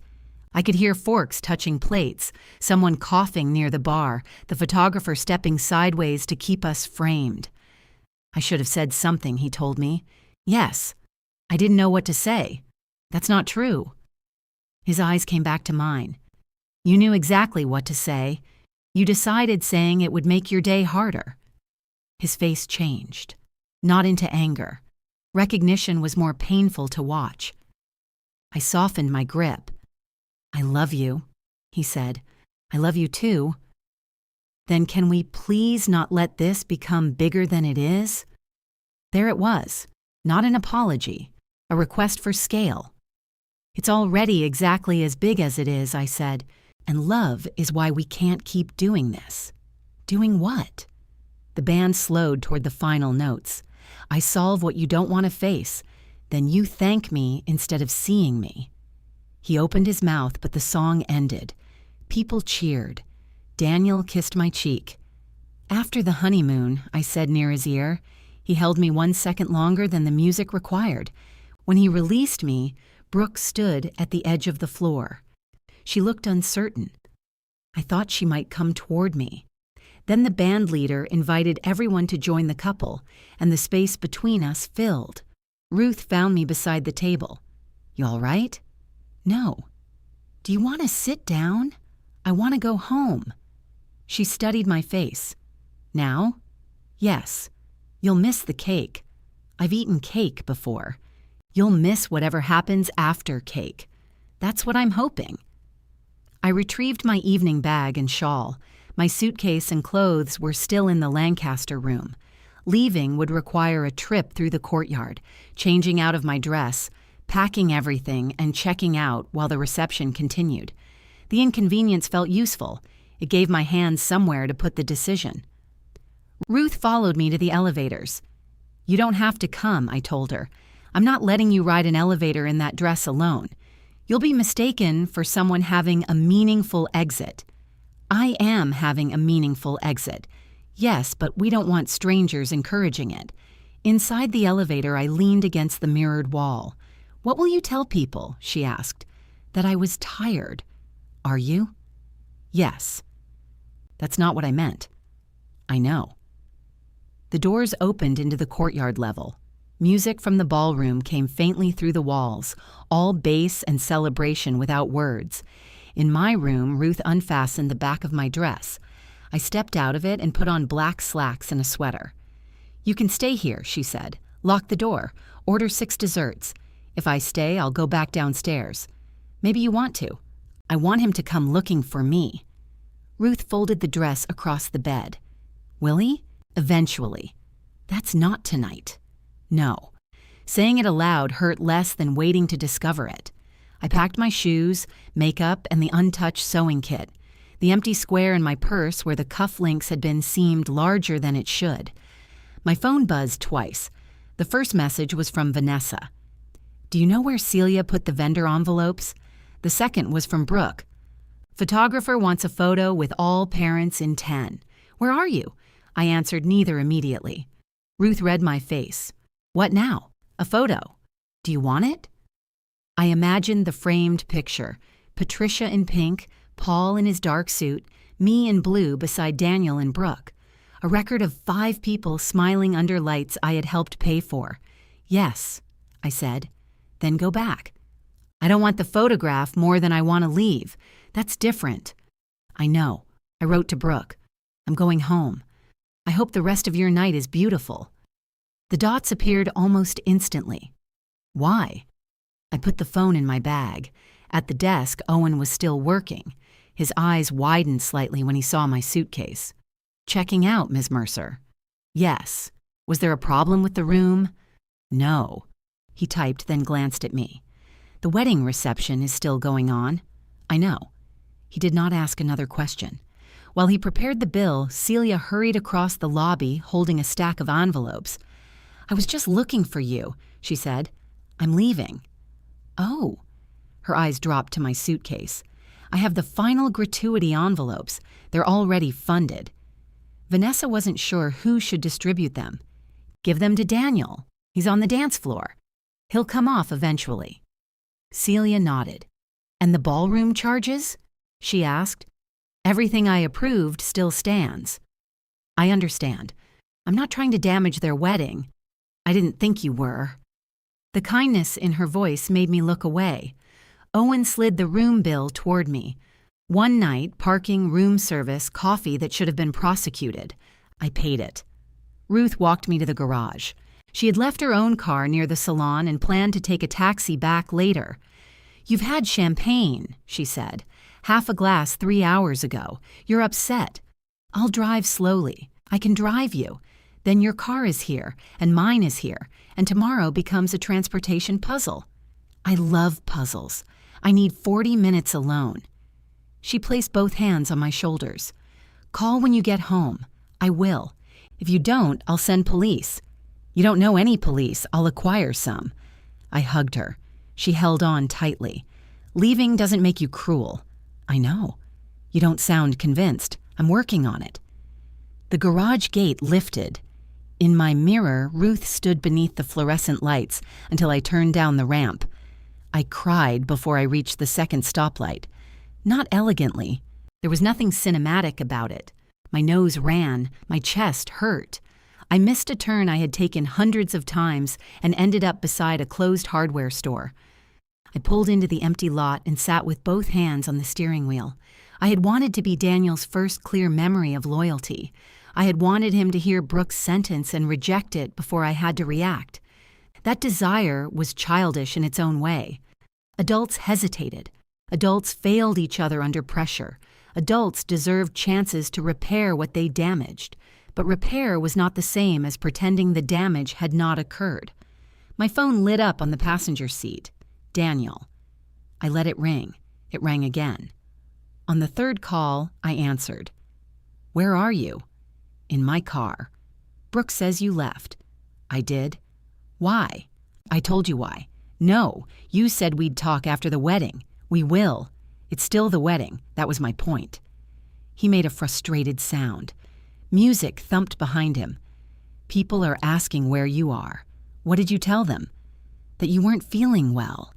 That's fine. It isn't fine. Mom, you left without saying goodbye to me. You were dancing. You could have waited. For what? For me. I wiped my face with the heel of my hand. I've been waiting for you all weekend. That's not fair. You keep saying that when you mean painful. The music behind him grew louder, then muffled. He must have stepped into the hall. Come back, he said. I can't. You can? You're 40 minutes away. I'm 25 minutes away now. So turn around. I don't want to. The words frightened me with their simplicity. Daniel went quiet. I wanted you there, he said. I know. You don't act like it. I wanted to be there too. That's what makes this cost something. He breathed into the phone. Brooke is crying. I'm sorry. She thinks you did this to punish her. Not everything is about Brooke. As soon as I said it, I heard the echo of what I had once told Daniel in my kitchen. Back then, it had been a joke. Now it sounded like a door closing. Go back to your wife, I said. Finish your wedding. We'll talk when you come home. Mom, I love you. I ended the call before he could decide whether to say it back. At home, I carried my suitcase inside and left it by the door. The dining room table still held the faint white ring from the wet glass Daniel had set there weeks earlier. I touched it with my thumb. Then I sat in his old chair and listened to my house become quiet around me. The quiet lasted 9 minutes. Then Ruth called. Are you home? Yes. Are you inside? Yes. Doors locked? Ruth, I left a wedding, not a bank robbery. You were emotional. I remain emotional. That's why I'm asking. I looked down at the wet ring on the table. I'm safe. Good. I'm going back to the reception. You should. What do you want me to say if Daniel asks? The truth. Which truth? We have several. That I got home safely. And if he asks why you left, he knows. Ruth was quiet for a moment. I'm proud of you, she said. Don't be. Why not? Because I don't feel proud. I feel awful. You can feel awful and still do the right thing. I'm not sure I did. Then be proud that you finally did something without being sure everyone else would like it. After we hung up, I changed into pajamas and hung my blue dress over the back of a chair. I should have put it away properly. Instead, I left it there like another person had come home with me. I slept in stretches. At 2:15, I woke convinced I had forgotten to pay the hotel. At 4, I checked my phone. There were photographs in the group thread. Brooke and Daniel cutting the cake, Marcus dancing with Vanessa, Patricia holding her shoes in one hand and laughing, Lacey, finally proven to exist, wearing a gold jumpsuit and standing behind 3 pink hearts made of sparklers. The wedding had continued. That should not have surprised me. Some disobedient piece of myself had imagined my departure leaving a visible space, a slight dimming around the edges. Instead, the cake was cut straight. The flowers stayed in their bowls. My son smiled in every picture. I put the phone face down and went back to bed. Ruth arrived at 10 the next morning carrying my evening bag, which I had left under the reception table. "You remembered your suitcase but abandoned your wallet," she said. "That is not the profile of a criminal mastermind." I had my phone and keys, and $4 in the side pocket. "That's emergency money. Your emergencies are from 1987. She followed me into the kitchen. Her clothes from the wedding were folded over one arm, and her hair looked as though she had slept on only one side of her head. "How late did you stay?" "Until 1. "What happened?" "They played music. People danced. The world remained on its axis." I filled the kettle. "Daniel?" "He went back in after he called you. He was upset. Did he say anything?"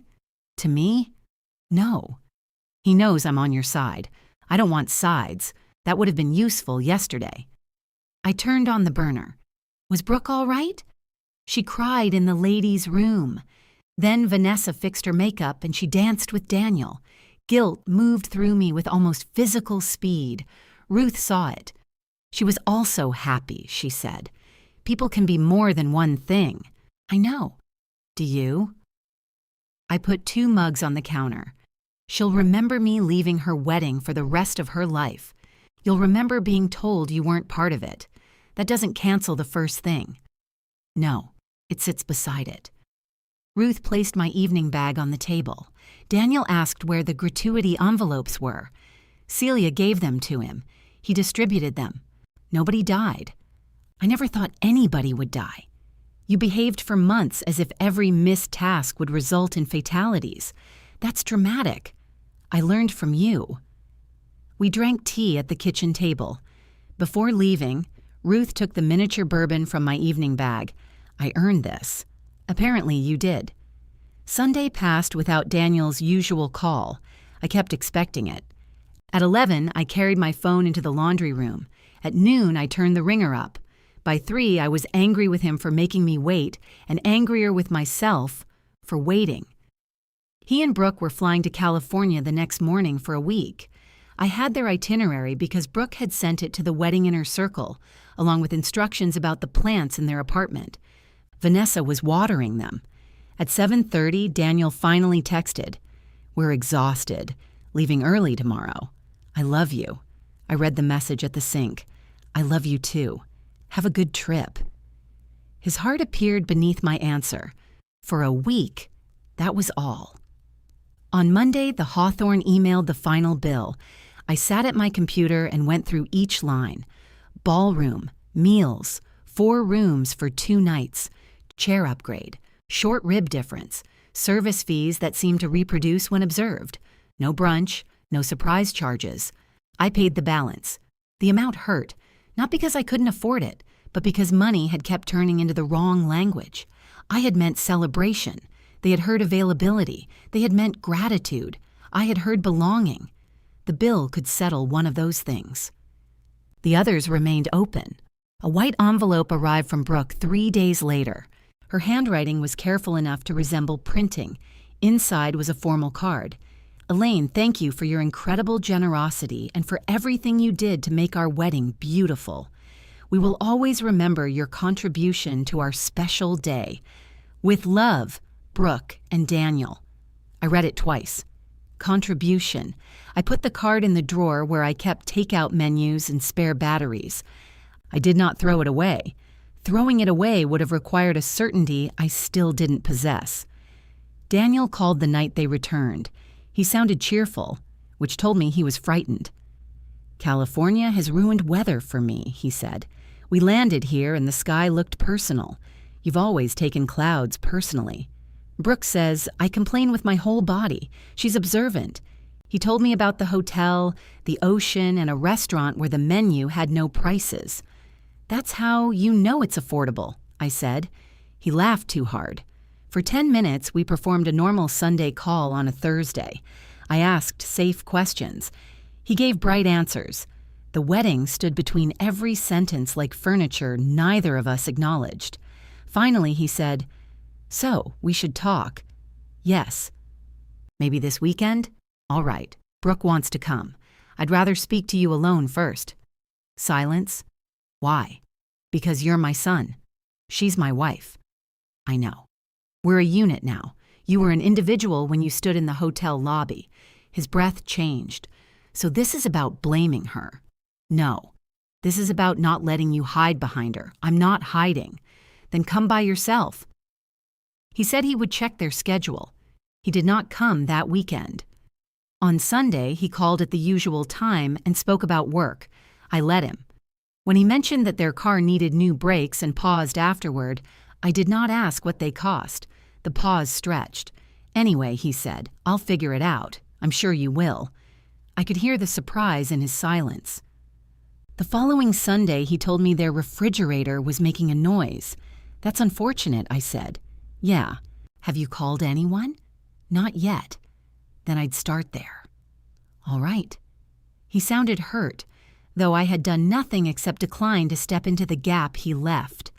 After we hung up, I cried over a basket of towels. Boundaries were less satisfying than people claimed.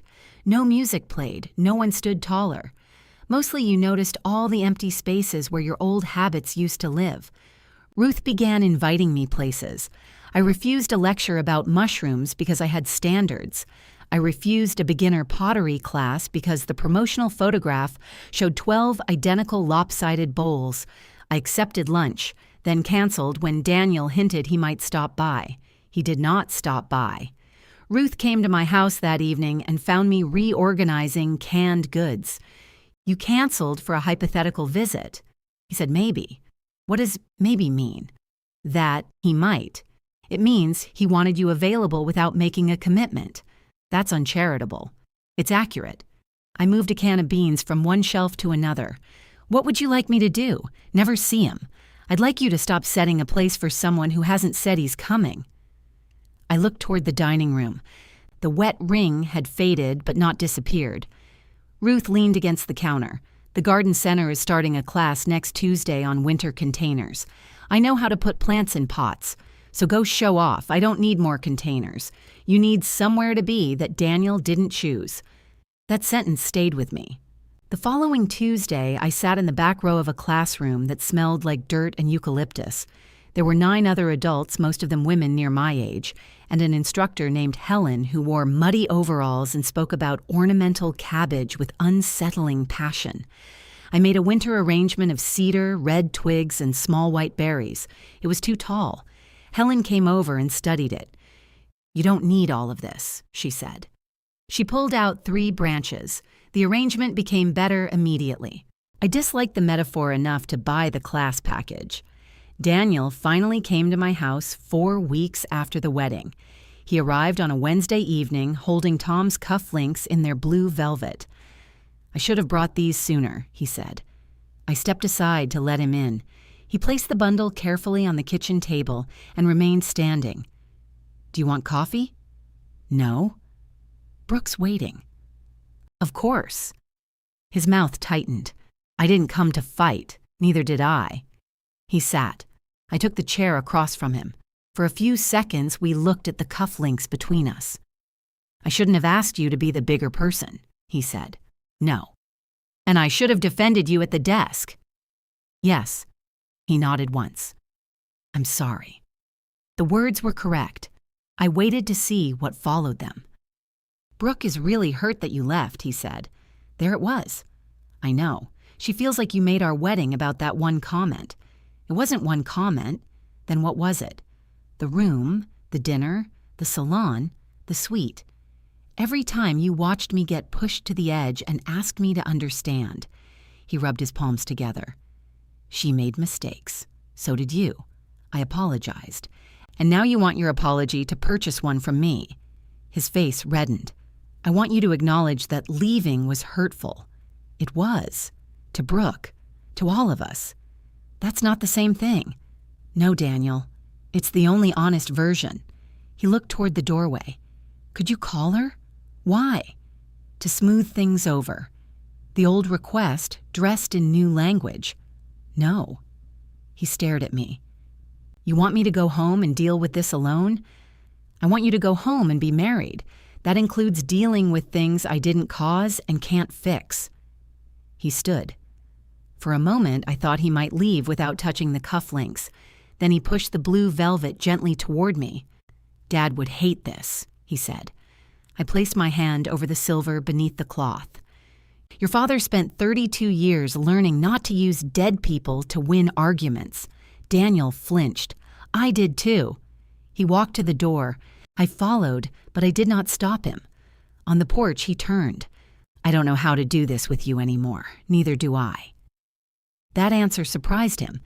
It was the first thing either of us had said all evening that gave us somewhere honest to begin. He stood on the porch as if waiting for me to take it back. I didn't. A car passed at the end of the street. Somewhere nearby, a leaf blower started with the fury of farm machinery. "I should go," he said. "All right." He walked halfway down the path, then turned. "Are you still doing Sunday dinner?" I had cooked the first Sunday dinner after he moved out because his apartment kitchen had one pan and no salt. Over the years, weekly became twice a month, then whenever schedules allowed. Daniel still called it Sunday dinner, even if we ate on Thursday. "Not this week," I said. "Oh, Ruth and I have plans. That wasn't true yet. I would have to make some." "Okay," he said. "Maybe next week. Call me." He nodded and went to his car. I watched him drive away, then called Ruth. "Do we have plans Sunday?" "We do now." She took me to a restaurant where the tables were too close together and the menu contained a paragraph about beets. I complained until the food arrived, then ate every bite. The winter container class became the first place in years where nobody knew me as Daniel's mother or Tom's widow. Helen knew me as the woman who used too much cedar. A retired nurse named Marcia knew me as the person who always brought extra gloves. A soft-spoken accountant named Leon knew me as the only one willing to tell him his arrangement looked like it had been frightened. We began getting coffee after class. The first time, I checked my phone 6 times in 40 minutes. On the 7th, Marcia reached across the table and turned it face down. "Are you waiting for a transplant?" she asked. "My son might call. Does he perform transplants?" "No. Then he can leave a message." I laughed, though my hand stayed near the phone. Daniel and I spoke less often after the cufflink conversation. When he called, we stayed on safe ground: weather, work, whether the city had any plan for the pothole near his apartment. He stopped mentioning broken appliances and expenses. I missed being asked. That was hard to admit. Usefulness had given our conversations shape. Without it, we had to discover whether we enjoyed each other, and discovery required more courage than either of us had. Brooke never called. She liked one photograph I posted of my winter arrangement. 2 red hearts appeared beneath it. I didn't know whether they meant approval, gratitude, or simply that she had seen it. In early November, Daniel asked what time Thanksgiving dinner would be. I was standing in the garden center holding a bundle of red dogwood stems, while Helen explained why painted pine cones were an offense against nature. "I'm not hosting this year," I said. There was a pause. "You always host. Not this year." "Are you going somewhere?" "I haven't decided. What are we supposed to do?" Helen looked at me from across the display. She could hear Daniel's voice through the phone. "You could host," I said. "Our table seats 4. Then don't invite more than 4 people. But you and Ruth and Brooke's parents. Make a plan. Is this another boundary?" I nearly dropped the dogwood. "It's Thanksgiving, Daniel, not a psychological exercise." "It feels like one." "I've hosted for 28 years. I'm taking one off. What am I supposed to tell Brooke? That you're hosting Thanksgiving?" He groaned.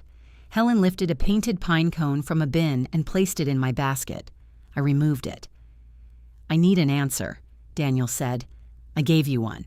He called the next day and invited me to their apartment. "Brooke says we can fit 6 if we bring the desk chair into the dining room. Then I hope Patricia enjoys lumbar support." "Mom, I'd be happy to come." "Really?" His relief irritated me. "Yes. What should I bring?" "Nothing. Ask Brooke." She said nothing. "Ask her what she actually means." He sighed, but he did. 5 minutes later, he texted. "She says lemon pie. I brought lemon pie." Not napkins, serving spoons, gravy, a backup side dish, or the folding chairs in my basement. Just pie. Ruth arrived at their apartment carrying a bottle of wine. "I brought this for myself," she announced. Brooke opened the door wearing an apron over a dark green dress. Her hair was tied back, and there was flour on one cheek. Happy Thanksgiving. She hugged Ruth, then hesitated before hugging me. I let her. The apartment was hot enough to soften candles. Patricia and Paul were already seated in the living room with drinks. Daniel came out of the kitchen wearing an oven mitt on each hand. The turkey is ahead of schedule. Brooke appeared behind him. The turkey is not ahead of schedule. The outside is ahead of the inside. Isn't that what cooking is? No. He looked at me instinctively. I placed the pie on the counter. "Don't ask her," Brooke said. I wasn't. You look directly at her. She knows about turkeys. So does the internet. Daniel removed the oven mitts and picked up his phone. I saw the strain between them, familiar and newly visible. Brooke was giving orders because she did not trust anyone to notice what needed doing. Daniel was waiting to be told because volunteering risked doing it wrong. Each believed the other had created the arrangement. Patricia stepped into the kitchen. "Do you have a platter?" Brooke closed her eyes. Top cabinet. Patricia opened the wrong one. The other top cabinet. There are 4 top cabinets. Paul appeared behind her. Perhaps everyone not cooking should leave. "I'm helping," Patricia said. "You're inventorying." Ruth took Patricia gently by the shoulders and guided her toward the living room. "Come tell me why painted pine cones are tacky. Are they? We're about to find out." Brooke gave Paul a grateful look. He followed them out.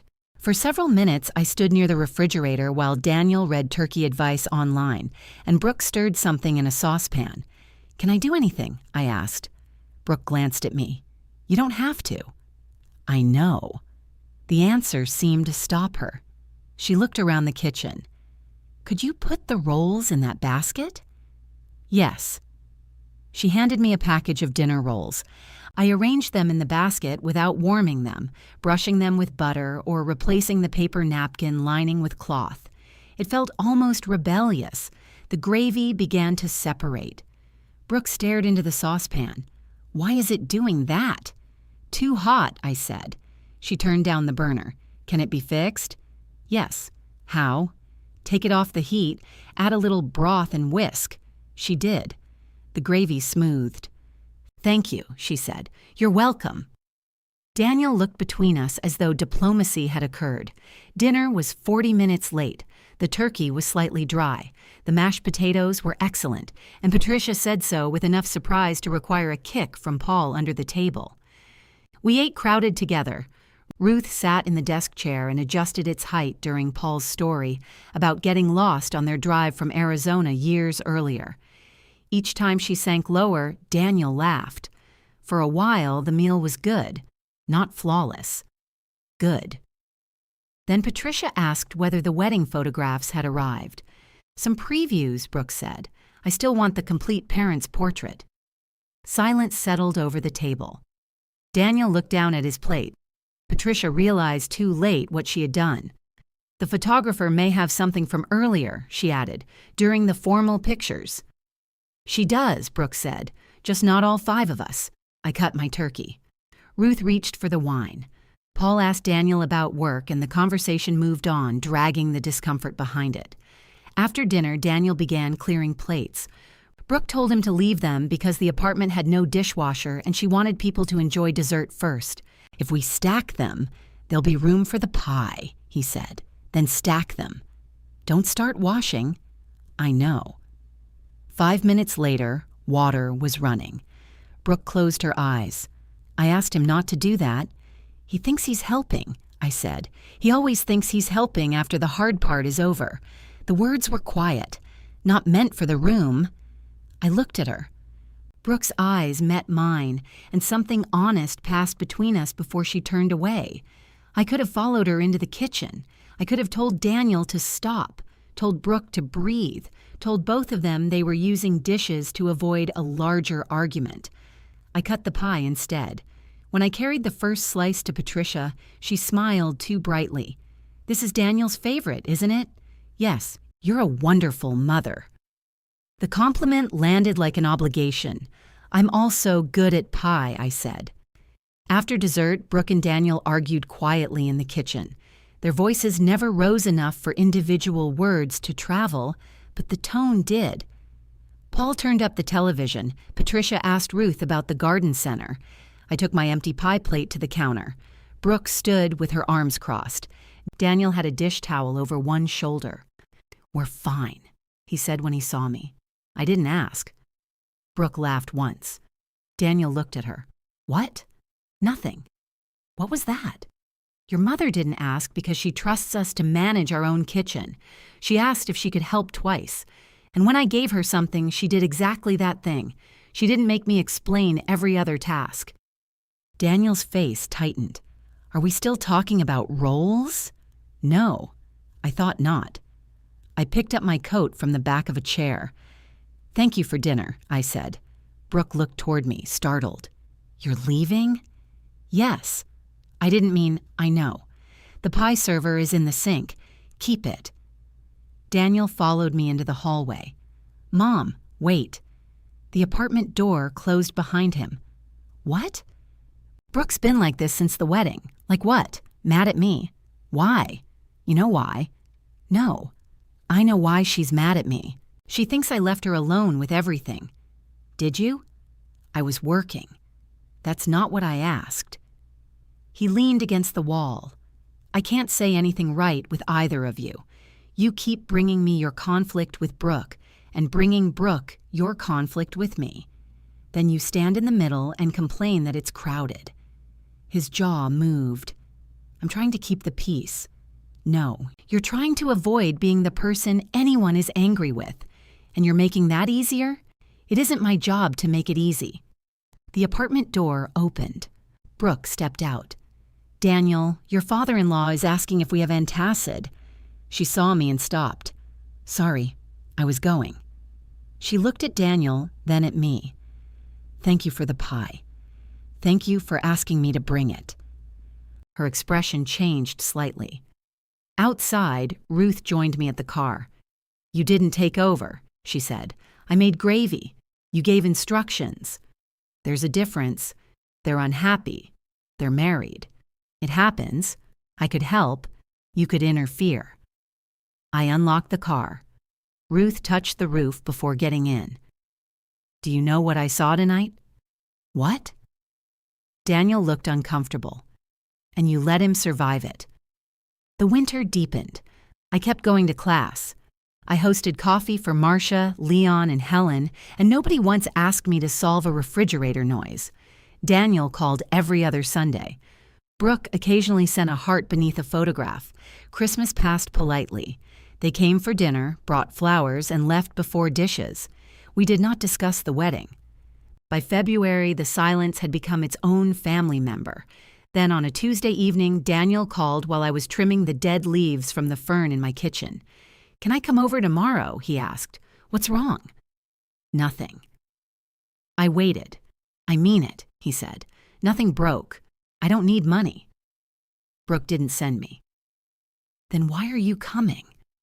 His breath caught slightly. "Because I think I finally understand what I need to apologize for." I gripped the phone a little tighter. "That's a dangerous opening," I said. "I know. What time? 6? All right, I'll bring dinner. You don't have to." "I know." He arrived at 6 the next evening carrying a paper bag from the Thai restaurant I liked, and nothing else.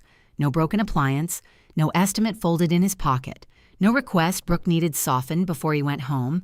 He stamped snow from his shoes on the porch mat. "You remembered," I said, looking into the bag.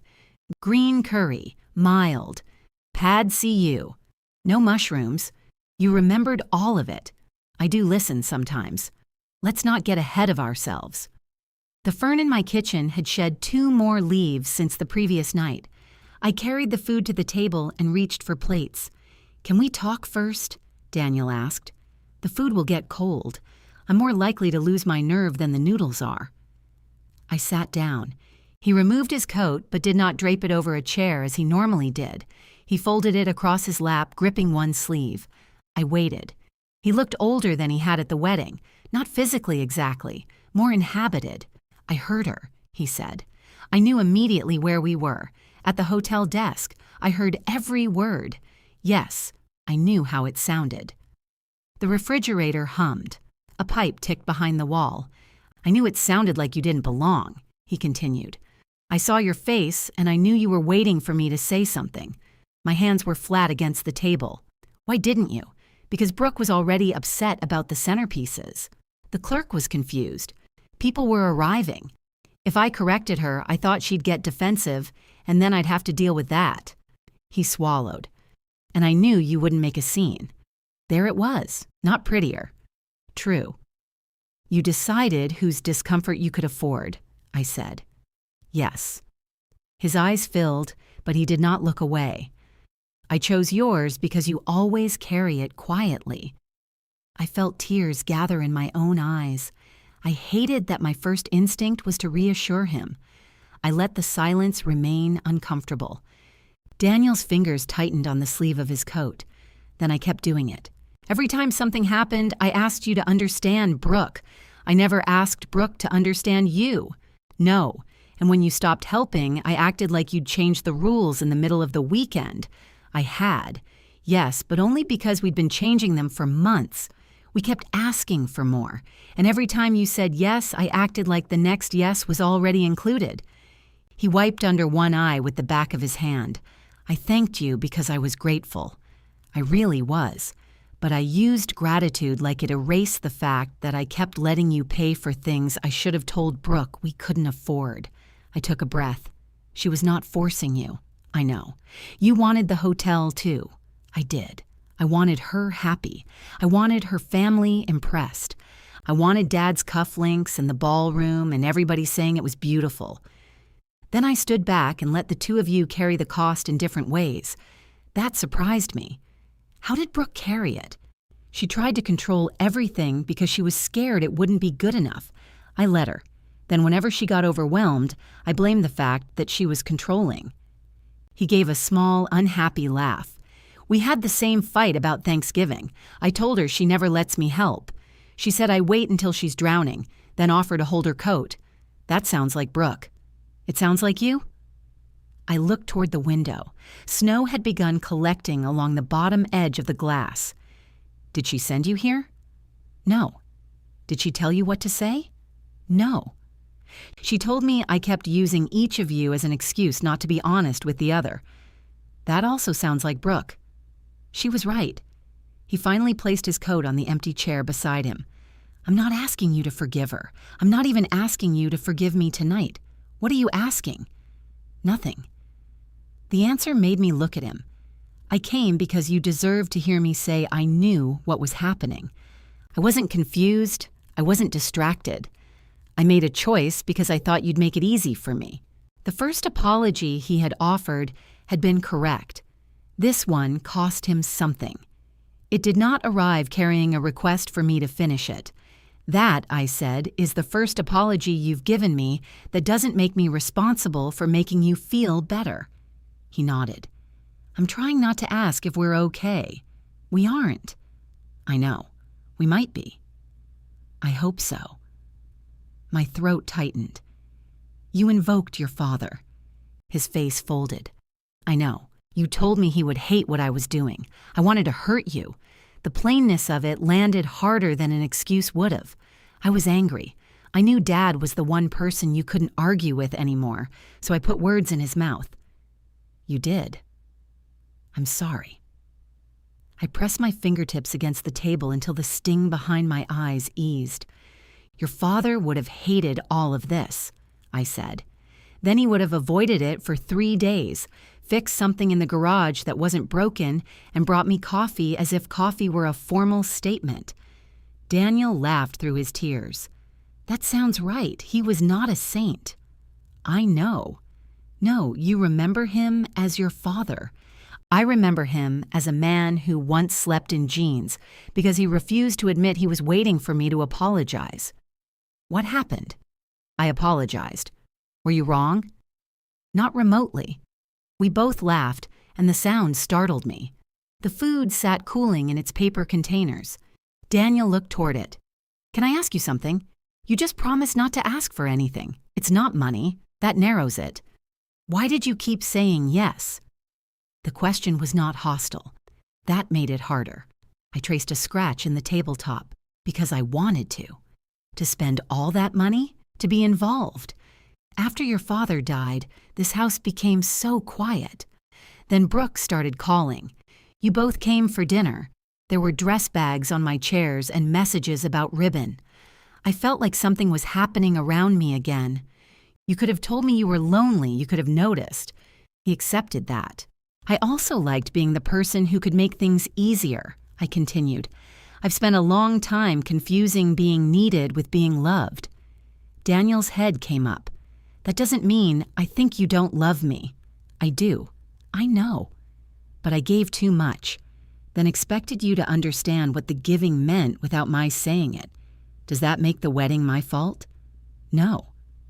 A faint smile appeared. Just checking. My part does not protect you from yours. I know. And I meant the limit I set afterward. I know. If your refrigerator makes a noise, call a repairman.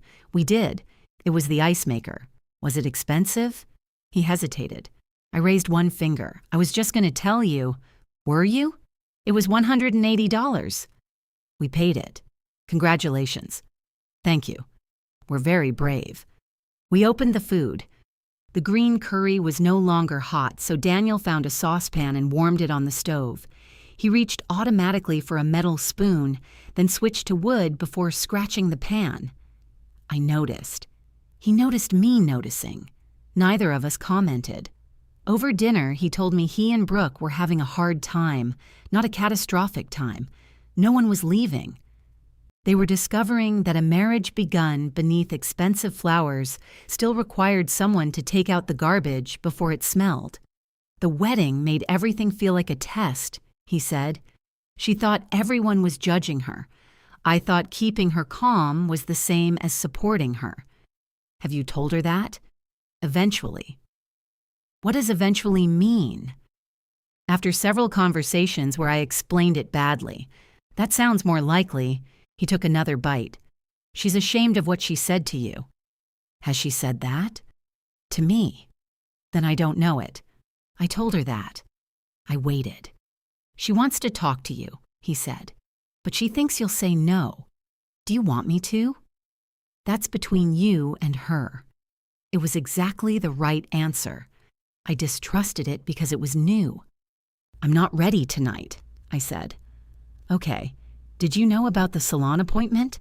His face went blank. What salon appointment? The one I made for myself because there wasn't a place for me upstairs. No. The welcome dinner? I thought you were coming. Until when? He looked down. Until Brooke told me the room was full. And what did you do? I told myself you didn't care about that kind of thing. Because I said so? Because it was convenient. We sat with that. I regret leaving, I said. His eyes lifted. I regret that it hurt you. I regret missing the cake and the photograph. I regret driving home in tears when I had paid for a perfectly comfortable hotel room. He listened carefully. But I don't regret believing myself when I finally understood I couldn't stay. Daniel nodded. I still wish you'd told me. I did, before you left. I had been telling you all day. His eyes closed briefly. You had. The honesty between us did not feel warm. It felt clean. When dinner was finished, Daniel washed the plates. I dried them. He did not tell me to sit down, and I did not redo anything after he put it away. At the door, he reached for his coat. Can I come Sunday? Yes, I'll bring food. You don't have to prove anything with noodles. I know. I just don't want you cooking. That's still proving something. Then I'll come empty-handed. 6 o'clock. I'll be here. He hugged me on the porch. Not quickly first, not with feeling arriving late. He held me from the beginning. I cried after he drove away, but the tears were different from the ones in the hardware store parking lot. They did not feel like abandonment. They felt like circulation returning to a limb that had been numb too long. Daniel came Sunday at 6. He arrived empty-handed. The week after that, he called because he wanted to know how my garden class was going. He listened to a 7-minute complaint about painted pine cones without attempting to shorten it. When work made him miss the following Sunday, he told me on Friday instead of leaving me available just in case. Small things, unphotogenic things, things no one would raise a glass to. By March, we were not repaired, but we were rebuilding. Then Brooke called me, not in a group message, not through Daniel. Her voice was unsteady. "I know I don't have the right to ask you to make this easy," she said, "but would you be willing to let me come over alone?" "Yes," I said. Brooke exhaled. "When?" "Saturday afternoon. Is 2 okay?" "Yes. Thank you." She almost ended the call, then said, "Elaine, I'm here. Daniel doesn't know I'm calling." "That's fine. I'm not trying to go around him. You're coming to speak to me. He isn't required." Another breath. "Saturday," she said. "I spent Friday cleaning a house that was already clean. At 11, Saturday morning, I caught myself polishing the faucet behind the kitchen sink and put the cloth down. Brooke was not an inspector. I was not applying for family. At 1:55, she parked in front of the house. She remained in the car for several minutes, visible through the living room curtains. At 2, the doorbell rang. She stood on the porch in jeans, a gray coat and flat shoes. No flowers, no wine, no binder. "Hi," she said. "Hi." I stepped aside. She had been in my house dozens of times, but she entered as if visiting a place whose rules had changed. In the kitchen, she stopped beside the chair where she used to drop her bag. "Coffee?" I asked. "Yes, please." I filled the machine. She sat at the table and folded her hands together. We talked about the weather until the coffee finished. There had been rain all week. The temperature was supposed to rise. Neither fact deserved the attention we gave it. I set a mug in front of her. "Thank you. You're welcome." Brooke wrapped both hands around it without drinking. "I practiced this," she said. "That sounds dangerous. It sounded better in the car. Most conversations do." She smiled briefly. Then she looked at me. I knew what I was saying at the hotel. The room seemed to settle around us. I was distracted, she continued. The florist was calling, and I was stressed. But those aren't the reasons I said it. They're the reasons I didn't stop myself. I waited. The clerk kept asking whether you were in the party because your name wasn't on the suite list. I knew you weren't. I had moved your room. You moved it? Yes. Daniel said the rooms were reassigned. I reassigned them. Vanessa wanted the bridesmaids together. We needed a place for dresses, makeup, all the bags. You'd said in one of the planning calls that you didn't care where you slept. I said I didn't need a view. Brooke closed her eyes. Right. I also sent you a message asking to be near Daniel. I saw it. That hurt in a fresh, precise place. Why didn't you answer? Because I had already changed the rooms. If I answered, I'd have to tell you no. So you sent a heart. Yes. I thought of all the colored hearts that had appeared beneath errands, decisions, and expenses. What does a heart mean when the answer is no? Her mouth trembled. It means I'm a coward. I did not rescue her from the word. She took one sip of coffee. I told the clerk you were the payer, because that was the category I had put you in, not consciously at first. You were generous and calm and good at fixing things. Every time something got more expensive, you made it possible. You asked. I did. And Daniel asked. Yes, I wasn't forced. I know. But I started feeling entitled to your yes. Then I resented you for being able to give it. The honesty made me uncomfortable in a way excuses would not have. Why? Because I couldn't. Your parents could. My parents were waiting for me to fail. Were they? That's how it felt. She looked toward the window. My mother criticized everything. Lauren's wedding was all anybody talked about. I wanted one weekend where no one could look at me and think I'd settled. You married my son, I know. That came out harsher than I meant. No. Brooke's voice softened. It came out exactly right. She turned the mug slowly between her hands. Every time you paid for something, I felt relieved. Then I felt ashamed that I needed you. Then I told myself you liked it, so I wouldn't have to feel ashamed. I did like some of it. I know. That made it easier. For both of us. She met my eyes. Yes. The coffee machine clicked as its warming plate shut off. What about the dinner? I asked. We had too many people. I understand arithmetic. I thought you would be the easiest person to disappoint. There was the center of it. Not hatred, not a plot. A ranking made under pressure by someone who trusted my hurt to remain manageable. Why? I asked, though I knew. Because you always said you understood. I did understand. Brooke's eyes filled. That's worse. Yes? She wiped one tear away, then put both hands flat on the table. The salon was carelessness. I asked whether they could add you. They said it would push the start time earlier, and Vanessa complained, and I never followed up. The sweet list was deliberate. The dinner was deliberate. The brunch. She gave a small shake of her head. I genuinely thought you'd pay for the brunch. Without asking me. Yes. Why didn't you ask your parents? I didn't want my mother to know we couldn't afford it, but it was acceptable for me to know. You already knew. So Shame has a guest list too. Brooke stared into her coffee. I'm sorry. For which part? All of it. But especially the sentence. I reduced you to what you were providing, and I did it in front of Daniel because I expected him to let me. That surprised me. You expected it? He had let me before. The answer could have been blame. The way she said it made it confession. We didn't sit around insulting you, she said quickly. It was smaller than that.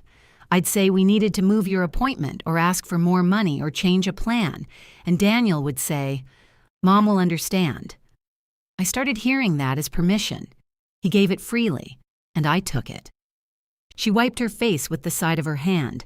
I'm not asking you to decide he's worse. This isn't a competition. I know. Do you? I'm trying to. I got up and brought the tissue box from the counter. She took one. Thank you. That's what tissues are for. Don't read more into it. A wet laugh escaped her. For several moments, neither of us spoke. Then I said, I used money to stay close. Brooke looked up. I didn't think of it that way while I was doing it.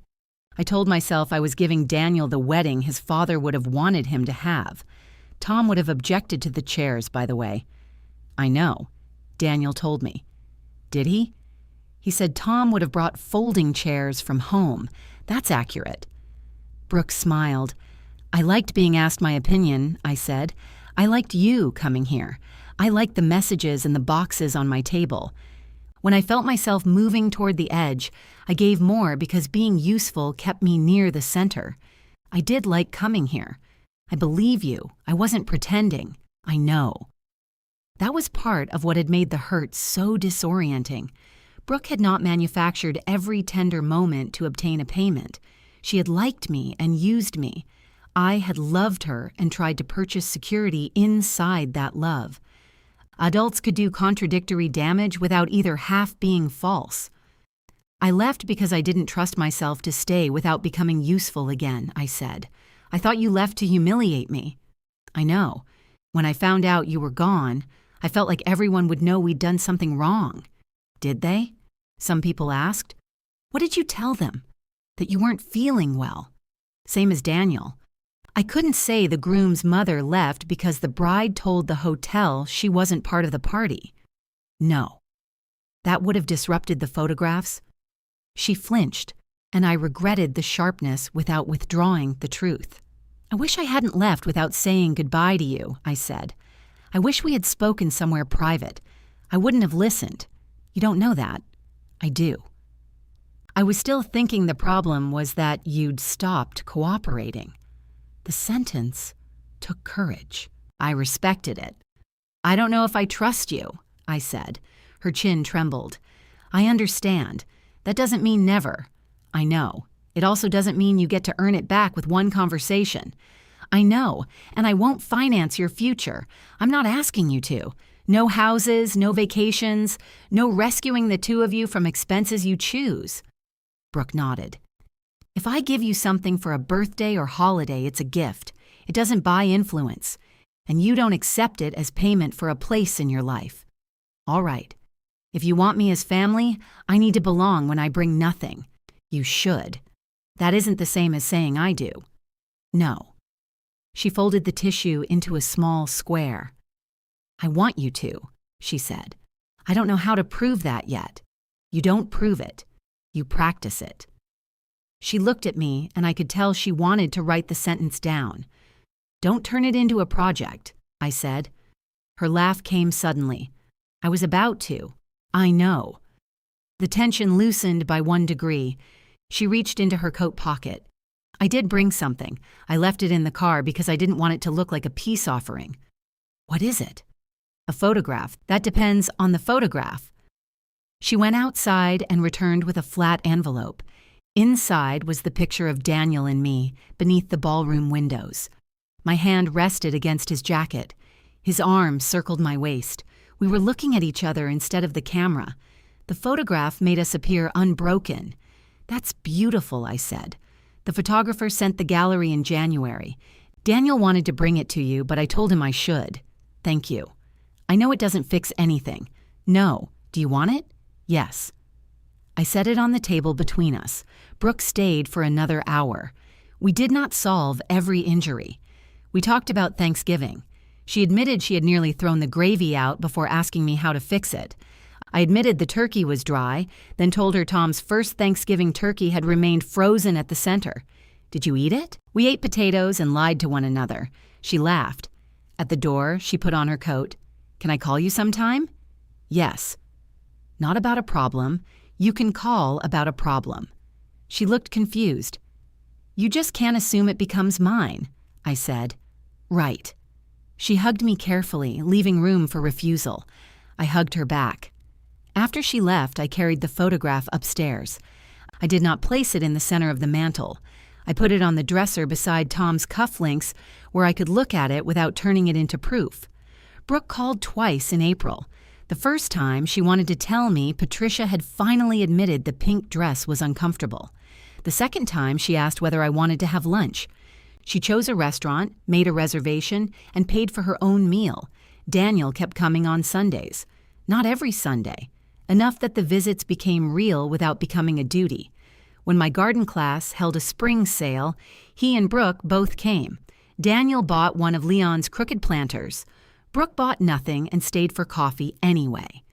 In June, they invited Ruth and me to their apartment for dinner. Daniel cooked. Brooke did not supervise. The pasta was overcooked, and everyone ate it. Trust returned in measurements too small for photographs. The week before their first anniversary, Daniel called. We're having dinner next Saturday, he said. Just us, Brooke's parents, you, and Ruth. At your apartment? At a restaurant? Do you need help with the reservation? No. Flowers? No. Cake? Mom, I'm testing you. You're invited. That's all. I looked at the wedding photograph on my dresser. What should I bring? Nothing, he said. We already saved you a chair. The invitation should not have made me nervous. It was dinner. 6 adults in a restaurant. Nobody was exchanging vows, wearing a headset, or carrying a leather folder that required my signature. Still, I spent the week waiting for an additional request. Brooke might need flowers picked up. Daniel might discover the restaurant required a deposit. Patricia might decide an anniversary dinner needed place cards. No request came. On Friday, I bought ingredients for lemon pie. I told myself I wanted pie. That would have been more convincing if I had not selected the brand of lemons Daniel preferred.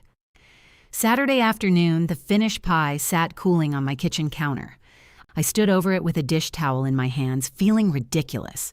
My phone rang. Ruth asked, "Did you make anything?" "No, you answered too quickly. I made a pie." "Were you asked to make a pie?" "No." "Then the pie is a hostage. That doesn't make sense. I'm on my way." She arrived 20 minutes later wearing red glasses and a black jacket embroidered with bright flowers. She inspected the pie as though verifying evidence. "It looks excellent," she said. "Thank you, we're leaving it." "Yes, you already decided that?" "I was considering it." "You were looking for a container." "I had a container." "Where is it?" "Beside the pie." A plastic carrier sat open on the counter. Ruth closed it and moved it to the pantry. "Now it's a personal pie. We can eat it tomorrow. We can eat it tonight after dinner." "That defeats the point." "There's a point?" "I don't know." She picked up my purse from the table and handed it to me. "Good. You're ready." The restaurant was a small Italian place on a corner across town, with fogged windows and no ballroom. A chalkboard near the entrance listed 4 specials in handwriting no one over 40 could read. Daniel and Brooke were waiting in the lobby with Patricia and Paul. When Daniel saw us, he came forward. "You made it." "We had to escape a dangerous pie," Ruth said. His eyes moved to me. "You made lemon pie?" "I left it home." "Why?" Ruth answered before I could. "Growth." Brooke laughed. Her hair was loose around her shoulders. She wore a dark red dress and low heels. There was no binder, no group message, and no visible schedule. The hostess checked her tablet. "Bennett party of 6? "Mercer Bennett," Brooke said, then smiled. "But yes, all 6 of us are here." The hostess gathered menus. Daniel placed one hand lightly against my back as we followed her. Our table was round, tucked into an alcove beneath a framed photograph of Rome. There were no place cards. For a second, everyone hovered. At family dinners, seating can reveal more than conversation. People find the places they expect to occupy and call it habit. Daniel pulled out the chair beside his. "This one's yours, Mom." I sat. Ruth took the chair on my other side. Brooke sat next to Daniel, with Patricia and Paul across from us. It was ordinary. That was what made it difficult to look at directly. A waiter poured water and asked whether we were celebrating anything. "1 year," Brooke said. "Congratulations, thank you." He left without asking who was paying. Patricia opened her menu. "This is very intimate." Brooke glanced at her. "I mean that positively," Patricia added. Paul looked over the top of his menu. "You should keep practicing. I said it was positive." "You explained that after seeing her face." Brooke smiled. "It's okay." Patricia lowered her menu. "I'm trying not to make observations." "You've selected a challenging lifestyle," Ruth said. That broke the tension. We ordered wine for the table. Daniel chose sparkling water because he was driving. When the bread arrived, he took one piece and passed the basket instead of eating over it like a starving animal. "Marriage has changed you," I said. "What?" "You pass bread." "I passed bread before." "You ate pie from the pan with a fork. That was before I owned enough plates." Brooke tore a roll in half. "He still eats from the pan. Now he puts the pan on a plate." "That counts," Daniel said. The first anniversary had not transformed them. Brooke still corrected his version of stories. Daniel still made jokes when conversations moved close to pain. Patricia still examined every plate before tasting it. Paul still waited until the exact moment his wife became unbearable, then touched her wrist and made her laugh. But something had shifted. When Daniel realized he had forgotten to request the appetizer Brooke wanted, he called the waiter back himself. He did not say she had changed her mind. "I forgot to include the calamari," he said. "Can we add it?" When the waiter said it might arrive with the entrees, Brooke answered, "That's fine." She meant it. The calamari arrived early. "See," Daniel said, "marriage rewards accountability." "Let's not overstate what happened," Brooke told him. "You ordered squid." Paul raised his glass. To squid. We drank. The dinner did not remain easy every moment. Nothing honest does. Halfway through the appetizers, Patricia mentioned the unused wedding brunch. "I still think we should have done something Sunday morning," she said. People scattered. Brooke set down her fork. People found breakfast. "I know, but Lauren said." "I don't care what Lauren said." Patricia's face tightened. A year earlier, Brooke would have spent the next hour defending the weekend or punishing everyone through silence. Instead, she took a breath. I'm sorry. That came out sharply. It did, Patricia said. I don't want to discuss the wedding budget tonight. Patricia nodded. Fair. Then she turned to Ruth and asked about the garden center. The conversation moved on without anyone being sacrificed to it. Daniel looked at me. I lifted one shoulder. He smiled. Our entrees came. Daniel had ordered chicken. I looked at his plate. What? He asked. Nothing. You're looking at my food. You spent a great deal of money learning that short ribs are superior. Brooke laughed so hard she covered her mouth. Do you remember the tasting? She asked. I remember aquarium gravel. Patricia looked confused. The first salad, Brooke explained. It had balsamic pearls. They were very fashionable, Patricia said. They looked like something you'd clean from the bottom of a tank, I told her. Paul put down his fork. I've wondered for years why people pretend those are food. You ate them at the wedding, Patricia said. I was frightened of you. They began arguing about whether he had eaten the salad, and I caught Brooke watching me, not carefully, not the way she had watched in March, searching for signs that the conversation was becoming dangerous. She looked comfortable. That mattered more than I expected. When the plates were cleared, Paul raised his wine glass. You were advised, Patricia said, by my wife, who made 3 speeches at our 25th anniversary. One was a welcome. It included childhood photographs. Brooke leaned toward me. This could be a while. Paul ignored her. I will keep it short. The first year of marriage is strange. Everyone tells you it's the happiest year of your life, which creates panic whenever you find yourself annoyed about towels. Dish towels, Patricia clarified. Apparently there are categories. There are. He smiled at her. What I mean is, a good marriage doesn't always look happy from the outside. Sometimes it looks like 2 people learning how to stop winning the same argument. Brooke's eyes moved to Daniel. He reached under the table. I saw her shoulder shift as he took her hand. Paul lifted his glass slightly. To a year of learning. We drank. Daniel set his sparkling water down. I want to say something too. Brooke gave him a wary look. I didn't prepare a speech. That is exactly what worries me. He looked around the table. The wedding was beautiful. It was also not our finest work as people.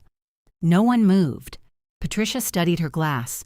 Brooke's fingers remained linked with his. Daniel turned toward me. I'm not going to use dinner to apologize again. Good, I said. The pasta is getting cold. A small laugh moved around the table. I just want to say thank you for coming. I held his gaze. You invited me. I know. He let the sentence stand. No mention of what I had paid. No summary of what I had done. He was grateful for my presence and disciplined enough not to decorate it. You're welcome, I said. Brooke cleared her throat. And thank you for not bringing anything. I made a pie. Her eyes widened. I left it at home. She smiled. Thank you for leaving your pie at home. That sounds hostile. It's not about the pie. I know. The waiter brought dessert menus. Ruth ordered tiramisu without consulting anyone. Patricia claimed she wanted only coffee, then ate half of Paul's panna cotta. Daniel and Brooke shared a piece of chocolate cake. No anniversary cake. No photographer. When Daniel lifted a forkful toward Brooke, she said, If you push that into my face, our second year will begin with separate transportation. He ate it himself. I know my wife. You're learning. The waiter offered to take a photograph. Brooke looked around the table. Would everyone mind? Nobody did. The waiter collected 3 phones, then wisely selected one. We leaned toward the center of the table. There was no careful arrangement of parents, no marked floor, no assistant telling me where to place my hand. Daniel's shoulder pressed against mine. Ruth tilted her head into the frame. Patricia blinked in the first photograph. Paul made a face in the second. In the third, Brooke laughed at him. That one, she said when the waiter showed us. My eyes are closed, Patricia objected. You look happy, Brooke said. Patricia studied it again. All right. Brooke sent the photograph to a new group message she created at the table. Family dinner. 6 names. No hearts appeared immediately because all 6 of us were still sitting together. The bill came inside a black folder. My hand moved toward my purse. Habit was quicker than wisdom. I stopped before opening it. Daniel noticed. "I've got it," he said. "It's your anniversary." "Yes." Paul reached for the folder. "At least let us split it." "No," Brooke said. "We planned this." Daniel took out his card. "We saved for it," he added. The words were casual, but I heard the life inside them. They had looked at the cost, made a choice, and waited until they could afford what they wanted. "What if the calamari pushed you over?" Ruth asked. "We'll sell a chair," Daniel said. I laughed. He paid the bill. No one became smaller. Outside, the air was warm for September. Patricia and Paul said goodbye first. Paul hugged both Daniel and Brooke. Patricia kissed Brooke's cheek and held it for a moment. "You chose a lovely restaurant," she said. "Thank you." No qualification followed. Ruth had parked near me. She stood beside her car, searching through her purse. "I can't find my keys." "They're in your hand," I said. She looked down. "I'm checking whether you're alert. Drive carefully." She hugged me, then whispered, "You left the pie uncovered." I did not. Good. I wanted to make sure. After she drove away, Brooke stepped onto the sidewalk carrying the small box of leftover chocolate cake.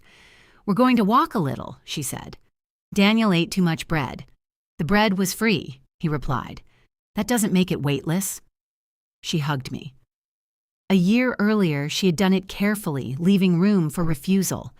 This time, the embrace was still tentative, but not afraid. "Thank you for coming," she said. "Thank you for asking." She moved toward the corner, giving Daniel and me a moment without announcing that she was doing it.